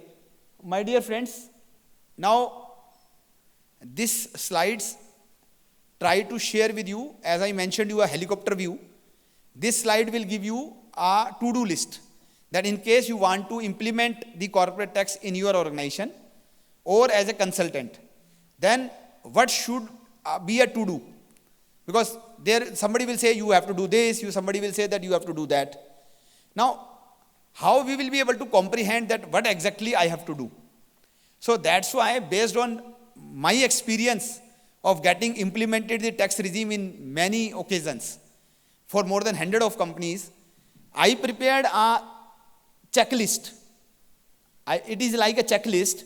I prepared a checklist which will help you to understand that how you will be able to implement the corporate tax in UAE. So my dear friend, there are the 5 areas where we all have to work. The first area where each one of us has to work is the reworking of the pricing, margin and cost. Why it will be there? It's not an indirect tax that you will collect and pay to the government exchequer. It's a cost to you. Because earlier you were not paying any tax. You were not paying any corporate tax. The 9% is the additional cost to you. Then apart from the additional cost of 9%, there will be certain expenses which will not be deductible at all. You agree with me? Then there will be the arm length transaction. You have to rework the arm length transaction. Okay?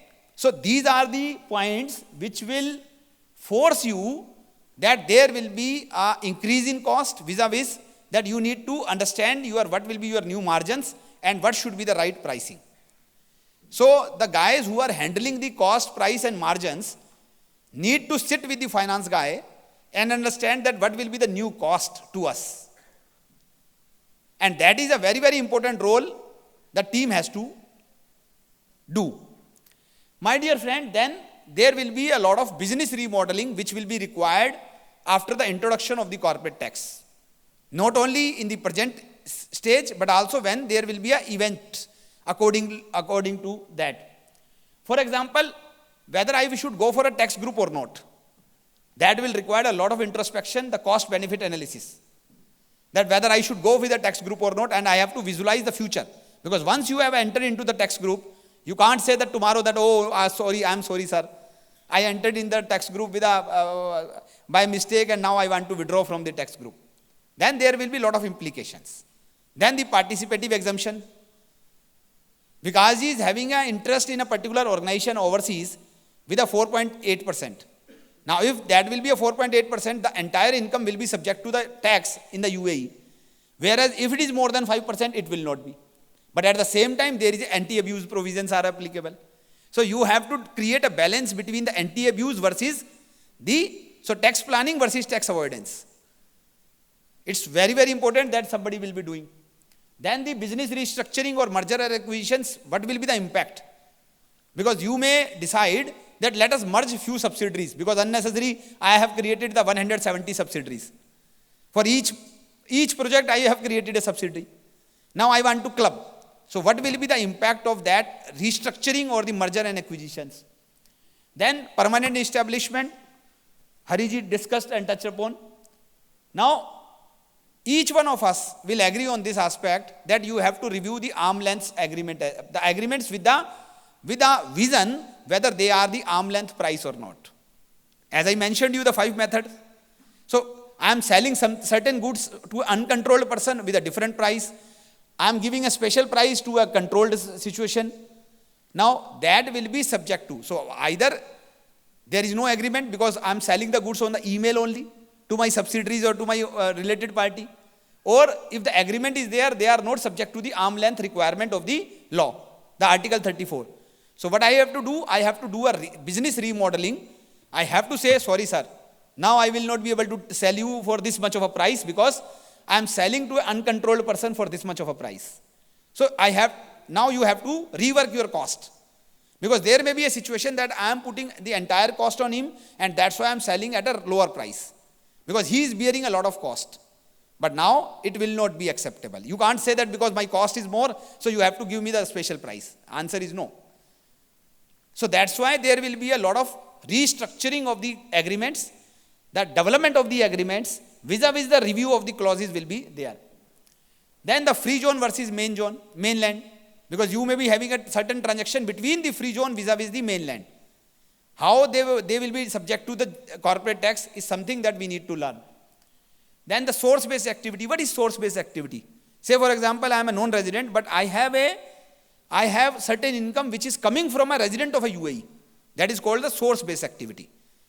Now, whether I have to continue with their same way that I am a non-resident, I am sitting in India, I have a certain source-based activity in UAE, and then I am paying the tax in the UAE, vis-a-vis I will start my operation here itself. So that is a business remodeling which will be required, that okay, whether I will continue with that or not. And finally, the related party ecosystem. Now, my dear friends, this is the task the finance guy has to do. Because the first two tasks was the business guy. The third task is about the finance guy, because they have to do a lot of infrastructure, whether it is a physical infrastructure or it is an intellectual infrastructure. So intellectual and the physical infrastructure I am talking about, the IT system. My dear friend, there will be I have the 100 subsidiaries. They are all doing accounting. But since prior to this introduction of the VAT or the corporate tax now, whosoever is doing the accounting as per his own way, that was acceptable. But now I may require to merge my books of accounts as a tax group also. And then you have to eliminate the common transactions, the cross transaction between the A and B, because both are merging together. Okay? Unless and until they will not be following the same set of standards, the same set of SOPs to punch the data or to treat a particular transaction, what is going to happen? That I will not be able to merge the things. Somebody will be showing certain expenditure in this way, or somebody will be showing in that way. So one has to develop an accounting manual, SOPs, that okay, what will be the right treatment of a transaction. So standard transaction, standard treatment. That kind of exercise one has to do. Then you have to integrate those transactions into the accounting software. That okay, if the accounting software is not supporting you with that kind of a treatment, you have to do a patchwork as well. So that is the need of the hour. That will be the need of the hour. Then, as you are aware that you have to maintain the records for 7-8 years. Earlier I was not supposed to do that. Now you are required to do that. There will be the audit. There will be the scrutiny by the department. So what will happen? You have to maintain not only the records, but also you have to do a lot of MIS maintenance. That okay, tomorrow if somebody will come, I can tell you, for example, when you are maintaining certain records, ledgers, and if the scrutiny will be there, it will be very, very difficult that you will open your Tally or Busy or any software and you will start searching that the transaction which happened 6 years back.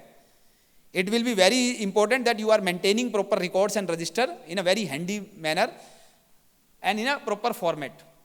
Then whether you are going for a cost center or vis-a-vis the tax group is something that you need to understand. Stock verification and the third party confirmation. All these ecosystems will be required. Then the tax compliances, withholding tax, tax credit, exempted units, audits and registration and return. These are the aspects which we have to take care. And finally, the intellectual, the team building and the capacity building. So my dear friend, these are the important tasks, or I will say the to-dos, which we have to do in the next few months. Maybe I believe that we are normally following the calendar year or the financial year. To whomsoever I discuss and deliberated, normally only 5% are following the 1st June or something like that. 95% are either 1st of January or the 1st of April. So we have the 9 months which the Haribhai mentioned, the new 9 months, the benefit of it is 9 months are available. So what I am trying to convey you that in the next 9 months, we have to do all these checklists which we prepared for the benefit of our colleagues here. So these are the aspects which I feel that I should be discussing. Though the time was running short, I am aware that I crossed the time allotted to me, but that was the need of the hour. At least I should be justify you when I am here, that at least there should be some good takeaway for all of us from this deliberation. Once again, thanks to all of you for giving me this opportunity, to RNG, to His Excellency and the team Taxo for inviting me here to deliberate on the subject. Thank you.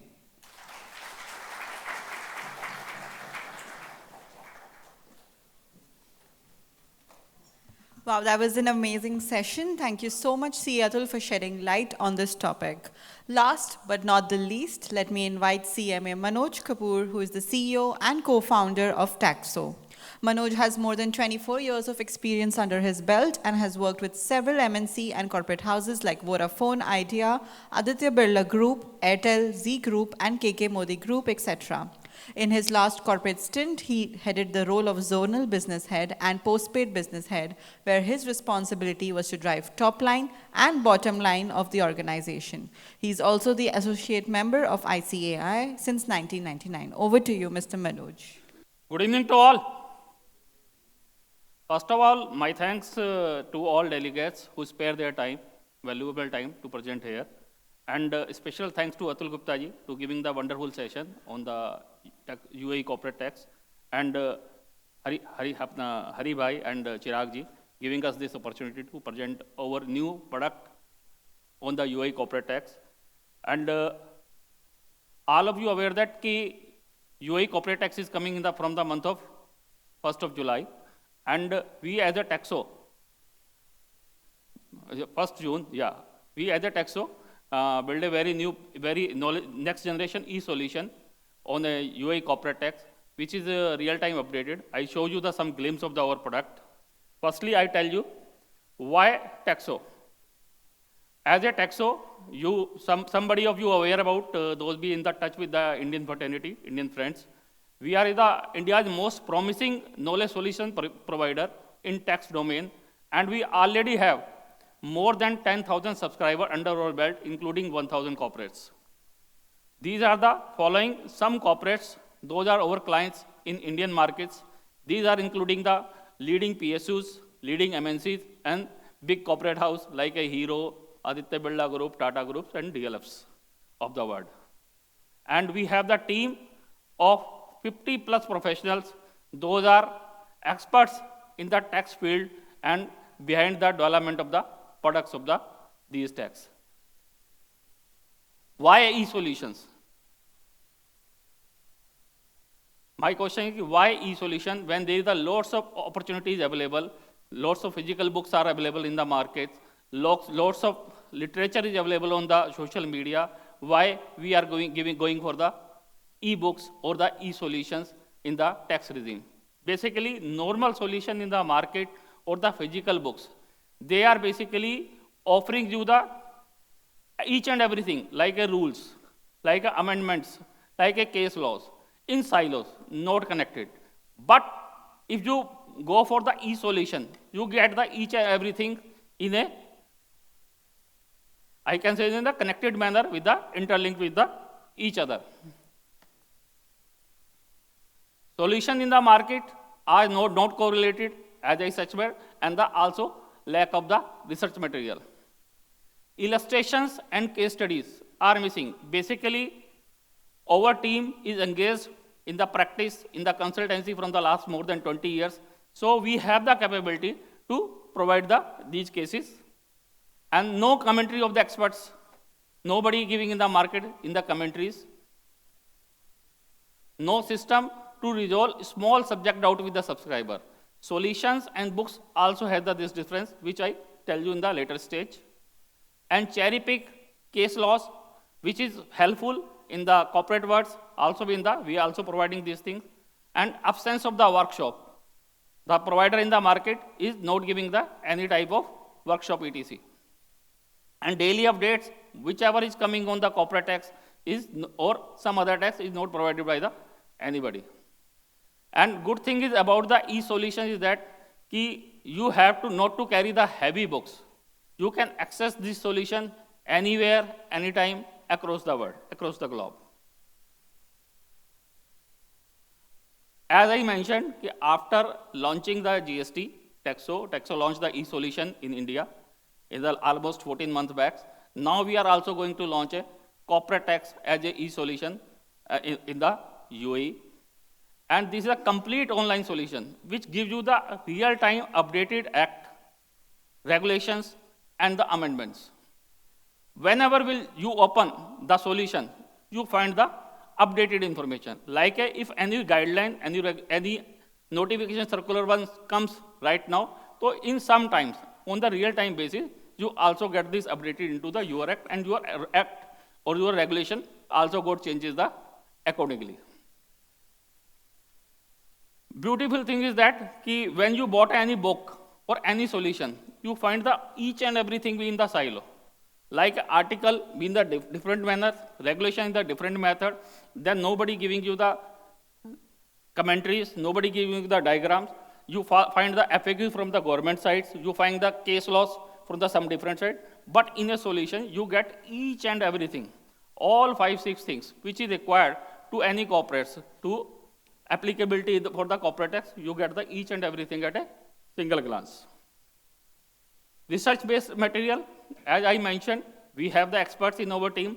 So all material with the practical oriented, which also mention the lots of illustration, which is the research-based material. And every section backed with the case studies and the illustration I already mentioned. Every section you get a commentary which is updated according to the changes. And cherry pick case laws from the jurisdiction, global jurisdiction, you get these things. Now the new act is going to roll out, so you have to refer the some cases from the global jurisdiction, which you also get updated into this. And you can ask any query from us, from the small, your doubts. You can ask the question and you get the revert on your registered emails.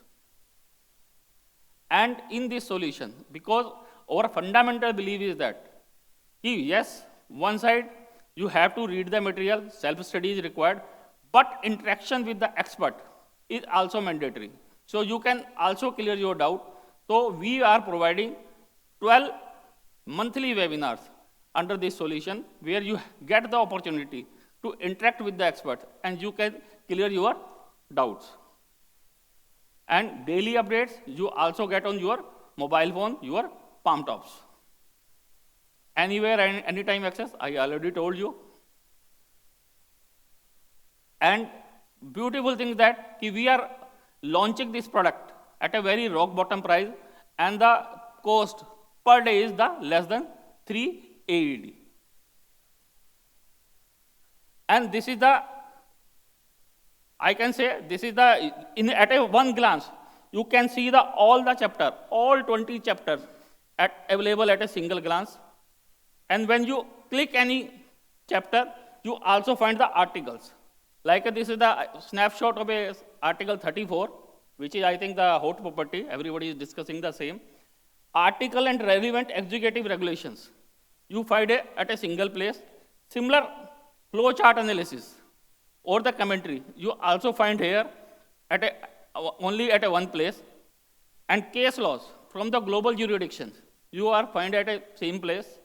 And FAQs, which is issued by the government departments, you also mention any same place. Case scenarios is the practical illustrations you find in each and every article, and the relevant notification circulars. If any relevant notification comes, any guideline comes, you also find here. I think if you want to study any subject, any topic in a UAE corporate tax, you get the each and everything at a single platter. You have not to waste your time. You have not to search the unauthentic sources, and each and everything is compiled in a professional manner. Then this is the example, like an article and relevant executive regulation. When you click here, you find it at one place.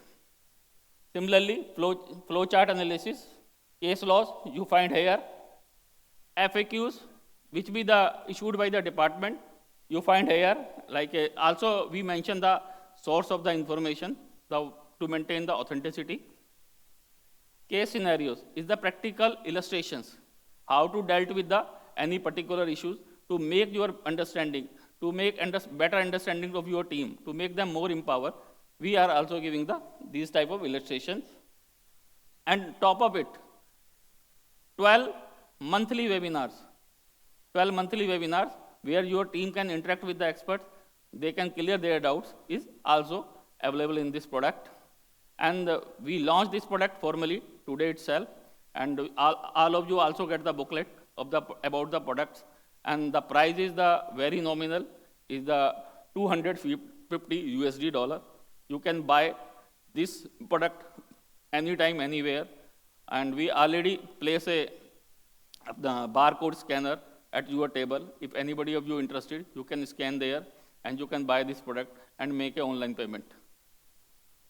And this is from my side, and this is our website address and the contact numbers of our UAE number, and our Indian number.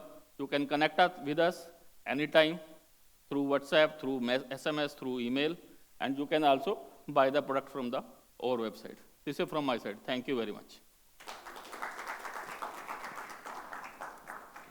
Thank you, Mr. Manoj, and congratulations for the launch of your app in UAE. And with this, we have come to the end of all our presentations. Now it's time for some live questions that the audience might want some clarity on. So I would request all the speakers, CA Atul, CA Hari Kishan, and CMA Manoj to join us on stage to answer any questions that the audience might have. So this Texo product, actually it is available online on the website. As we speak, actually they have already done it live. So it is live available on every single article. You can get all the details while you are clicking only one button.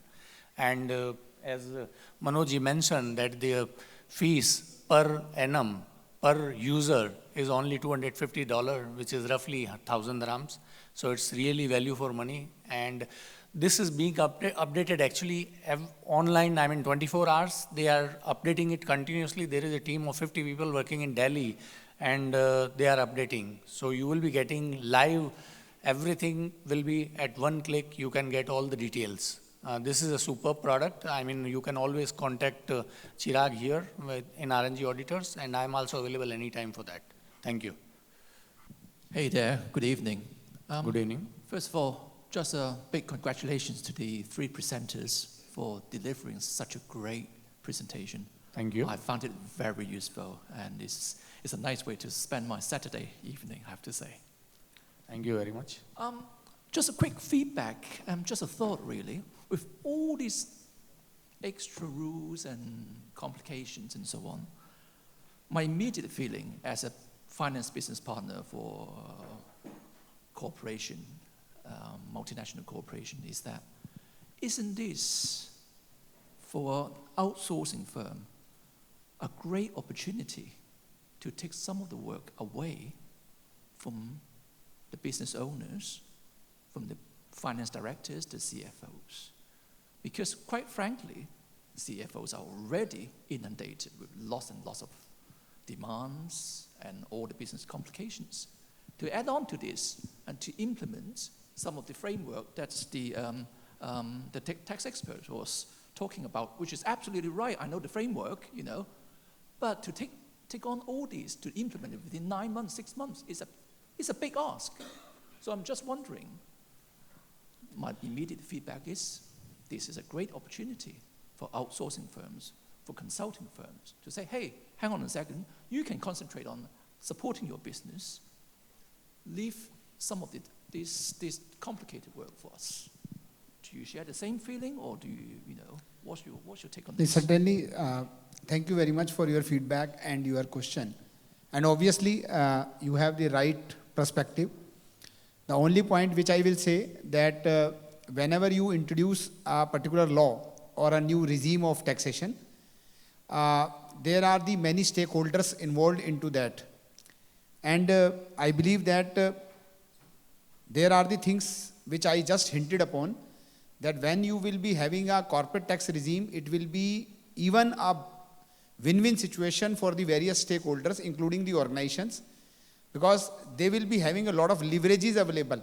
Today, when they have the profits earned in a particular jurisdiction which is not subject to any tax, then not only that will be subject to the suspicion, but also there will be the taxation in the other jurisdiction. So the point when I'm saying that there will be a lot of benefits available to the organizations, at the same time they have to partner with some advisory firms that, okay, how to implement this in a more prudent way. And that's why your approach is right, your thought is right, your feedback is very, very on a right direction, that there is a great opportunity available for the consulting firm to partner the organizations and making this is a reality. You are right. And the law, if you look at UAE corporate law, is having only like 70 articles. This is very, very short and sweet, and government is trying to keep it very simplified procedure, and everything will be online, and it is always seamless. Like in case of VAT also, it is working electronically very well, and there is no dispute as such. If you want to get any clarification, FTA is providing clarification in writing for every single individual case. I think even in India, I don't think that the department is providing the clarification on individual case asked by the business. Am I right, Atulji? Yes, there is no provision as such. There is only provision of authority for advance ruling. Yeah. Otherwise, you can't go for a clarification from the department as such. And as you rightly mentioned, I think you should always actually work with the registered tax agent. There are many consultants in the market, but I would suggest you to go through the registered tax agent, because if registered tax agent is giving you any opinion in writing, and if it is wrong, then registered tax agent will have to pay out of his pocket the penalty. So it is always better to go through the registered tax agent. Nevertheless, yeah. And we are also one of the registered tax agents. Sir is looking for the mic. Yeah, here.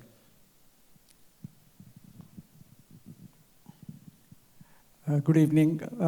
It was a wonderful presentation. I must appreciate because, of course, you could see me that I'm one of the old guys who have been in the industry for long in many countries. And I just moved into Dubai only about 15 days back.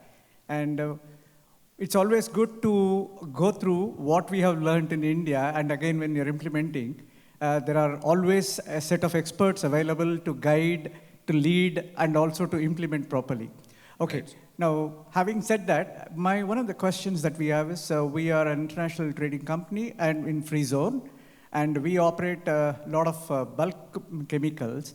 And the nature of the business is such that you take with very long voyage time, wherein with uncontrollable suppliers, where you do take about $1,000 or $1,500, but then by the time, in view of the market conditions, if it crashes down to 700 and 800, which we have seen even recently, and if you happen to no other option other than to sell it to your own sister company or your own related company, how does the arm length in this situation be evaluated?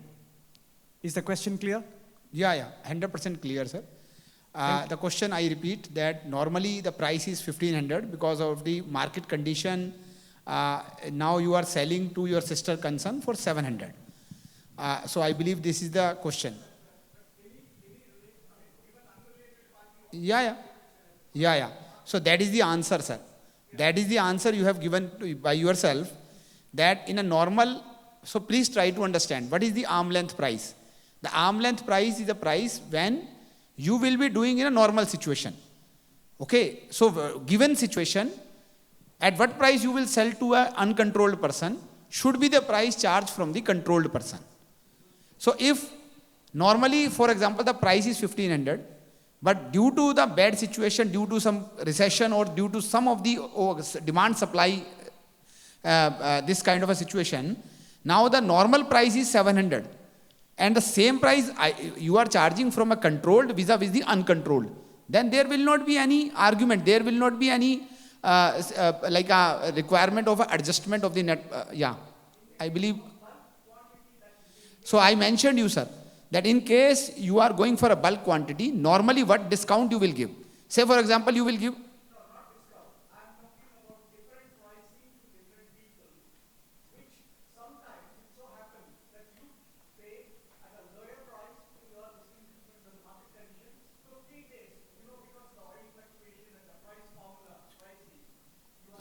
So sir, normally a prudent man, what the prudent man will do? Please try to understand. So the inverted comma, the right word is a prudence. So if the normal price is, say for example 1500, because of the fluctuation, because of the special discount, because of the special situation, what the best discount or what the best negotiation will you do? Say for example you are doing for 300 for an uncontrolled person. Whereas in this case, to a controlled person you are selling for 800. Meaning thereby the prudence says that from 1500 to 1200 you are allowed, but from 1200 to 800 you are not subject to, and this is a deviation from an arm length requirement, and the 400 will be adjusted. So I am saying, my apologies, sir, just to complete, sir. I am saying what my conscience is saying. So arm length is more of a conscience that, okay, if my conscience is saying that, okay, it should be at 1200. In the normal situation, that is the arm length price.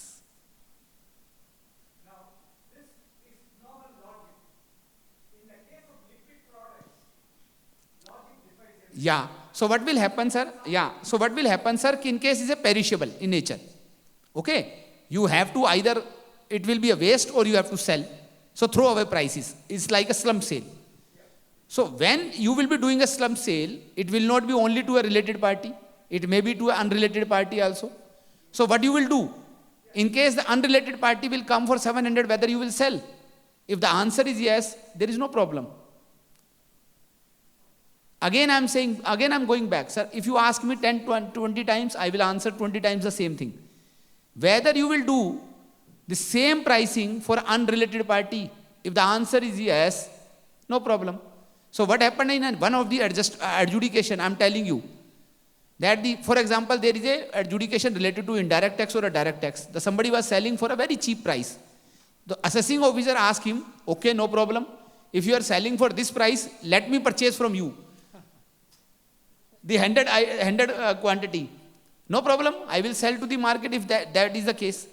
So if I am able to sell, I am in a position to offer the same price to uncontrolled buyer, then that is the arm length price. So in such cases, I also sell to an uncontrolled person at the same level to justify for a later question. Sir, it may be or it may not be, because it is not possible always, and that's why you have to compare the international data which is available through the various softwares and the applications, that normally at this point of time, say for example the crude oil is there. Now the crude oil is fluctuating from a $60 to $120. Different occasions you will sell at the different rate, but there is a base rate which is available otherwise.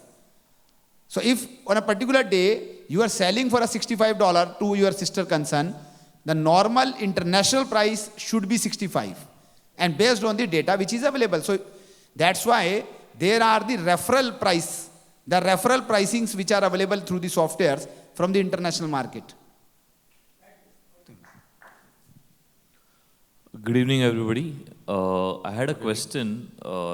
Let's say that a company is having provisions currently in the books and on the best estimated basis, and once the tax comes into effective, those provisions are no more required, and if we reverse it as income, will that reversal be considered as taxable income, or what is the tax law would take the position on? So, my dear friend, this falls under the transitional provisions.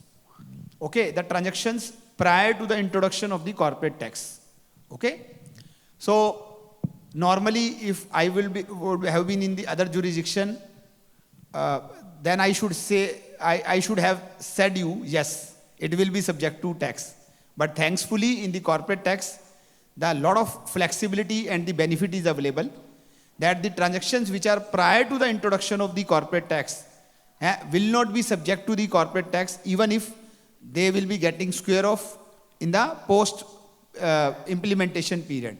So now there was a provision, you created the provisions, now the provision is no more required, but that is again an item which relates to the prior to the introduction of the corporate tax and will not have any impact. And same case goes with the tax laws, I mean prior year tax laws before an introduction of the UAE corporate tax that you can't carry forward. So same principle goes with the income. Same way, if the carry forward losses are there, you can't say, oh sir, prior to the 1st of January 2024, I was having this much of a losses, I want to adjust against my income, which is subject to the corporate tax. So that is not permitted. Both way, it is not permitted. Yes, sir. Yeah, good evening. I have four questions. I don't know whether you have time. First is, what will happen to the treatment of sponsorship fees paid to UAE local partners in LLCs on mainland? Will this be a deductible expense? And second is, what happens? I will take one by one. This sponsorship fees is really very tricky because if the sponsor himself is a partner in the legal entity, And if he is taking any fees, then, I mean, again, we have to look at now cabinet decision which will be coming up and clarifying these queries. But if you are paying any salary to a partner, a local partner, then if it is in line with his qualification, experience, and benchmarking, again, you have to look at the benchmarking. If it is making sense, that salary or sponsorship is whatever it is called, then you have to justify by way of transfer pricing documentation. Thank you. Unless they are coming up with a cabinet decision and they are saying that, okay, up to this much threshold, it will be allowed. So we have to wait and watch. Yeah, but Chirag can add something. Also notice there's one more concept for local service agent. So when there's an LSA, local service agent, mostly in professional company or civil company, we have an agreement separately which is attested in Dubai court. In that specifically we mention the sponsorship fee for the year. So it can be one of the guiding documents that it is attested by the court and it is clearly mentioned how much is the annual sponsorship fee, which might again help in claiming the expense. That is only for the local service. Correct, only for local service agent I mentioned. For sponsor, I think Harry already mentioned, so just to add on what he mentioned. My second question is, what happens if a free zone company has a branch? Just touch upon this first question. Yeah. You, as rightly mentioned by Hari Bhai, you have to differentiate the color. If the color is profit sharing, then certainly it will not be a deductible expenditure. If the color is a salary, then only it will be a deductible expenditure. So you have to attack. You have to go with this point first, understand the point, whether it is a profit sharing or it is a salary. Answer will come automatically. Fine. And answer will come in this, with this kind of understanding only. That's very difficult. No, no, sir. It will not be difficult because authorities are also going to decide based on this fundamental, whether this is a profit or this is a salary. Fine. Second question is, what happens if a free zone entity has a branch in the mainland? And I'm just sharing you again, so my apology to interjecting between you, that when you are writing the agreements between the sponsorer and the person, there will be many clauses which will be giving you the color that whether this is a profit or this is a salary. These are side agreements. You just see the correlated clauses. No, it will be there, sir. Okay. So second question is, what happens to the tax treatment if a free zone entity has a branch in the mainland? Will this which one will be considered, See, branch is not a separate legal entity. So first of all, we need only one registration for the parent company, which is maybe it might be like reverse. There is also like a main company is LLC and branch is in free zone, or vice versa. Main company is in free zone and branch is in mainland LLC. So clarity is there. The branch is not a separate legal entity. So you need only one registration and only one return has been filed. This was your question? And the third question is it advisable to buy properties directly in the personal name rather than through an offshore entity? See, this question has too many alternatives.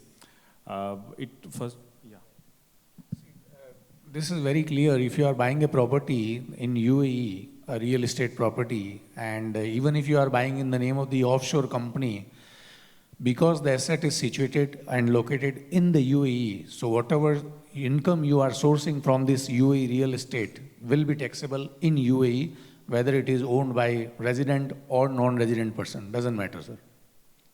But yes, as I think in order to actually this Sharia law, about the Sharia law, that's the reason people are buying in offshore entity. And, easily you can transfer the property from one shareholder to another shareholder as well. So because of the ease of the, and in order to avoid the Sharia law, everybody is buying in the name of the offshore entity. But whatever income you are generating from that asset, it will be UAE sourced income and it will be taxable irrespective of the status, whether it is resident or non-resident. Whether you buy in your personal name, Yes, if you are buying in your personal name and if you have 1 or 2 properties, then you can say that, I am not doing the business. But if you are having 10 properties, then kind of you are doing a business, then all the rental income would be taxable. For sure, you have to register as a natural person. So there was a question yesterday we were discussing, both myself and Haribhai, that say for example, because normally what is happening in India, we have the many heads of income.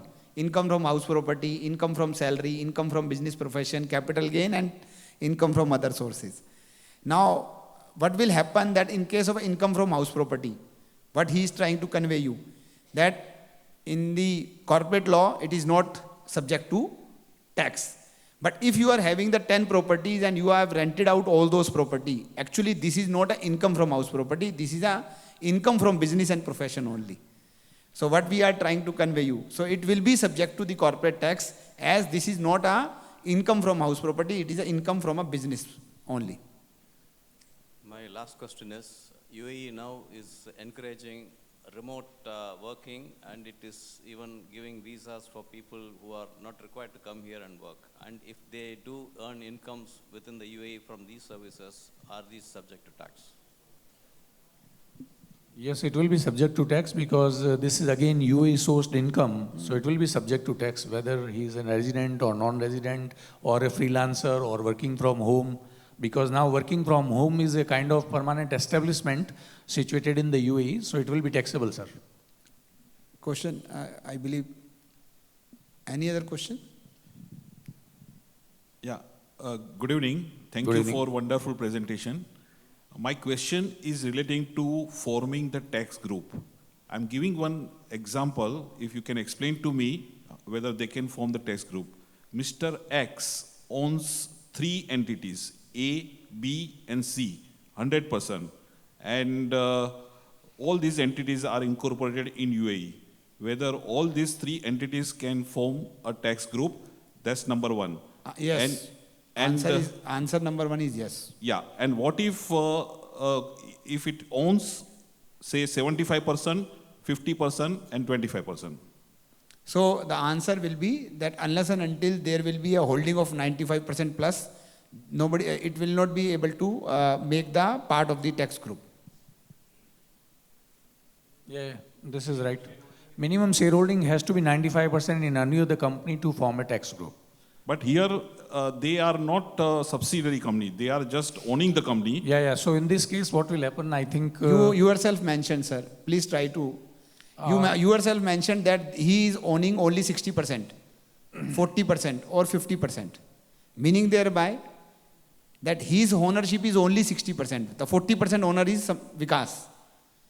Okay? Then how it will be able, you will be able to club the entire income or loss is, the profit or loss into the tax group? I think I can clarify on this one. You mentioned Mr. X, an individual, right? Yes. So in case of individual, actually they cannot form a tax group. Only the resident juridical person, the holding company, having subsidiary companies and invested more than 95% in those companies, then only they can form a tax group. Individual, what he can do, because he is having more than 75% of the shareholding in each of the company, then he can use that another relief whereby you can set off the tax losses from one company to another company. That relief is available, but you cannot form a tax group actually as an individual. It has to be resident juridical person having more than 90% of the shareholding in each of the subsidiary, then only you can form a tax group. We just again clarify you, there is a 2 different concept. One is a tax group, the another is the adjustment of the tax losses between the sister organizations. Okay? So, Hariji tried to clarify you that since X is an individual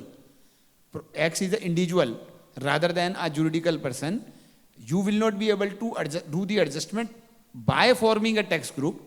Rather than you can do the adjustment of the losses and profit by having the tax laws provisions implemented.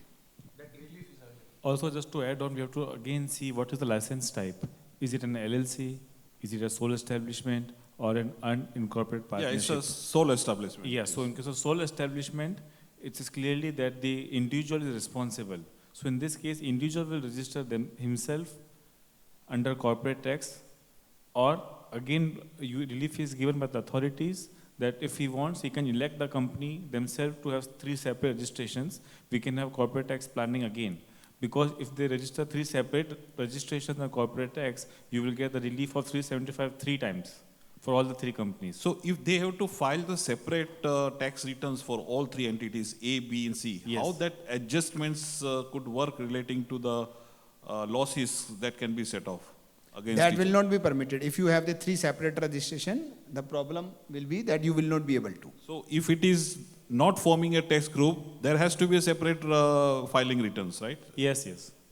For each separate registration. So separate tax laws will not have any provision, even though it is owned by a single individual, 3 entities, thus one entity is making loss, No, other sir. 2 is... Again, sir, you are, like my apology that we are not able to communicate you rather than I should say. So if the AX is having the 75% or more, the ownership in the 3 entities, then the profit or loss of these 3 entities can be set off against each other. There is a provision available for the same. Even without forming the tax group. That's Without what I'm forming trying the to- tax group.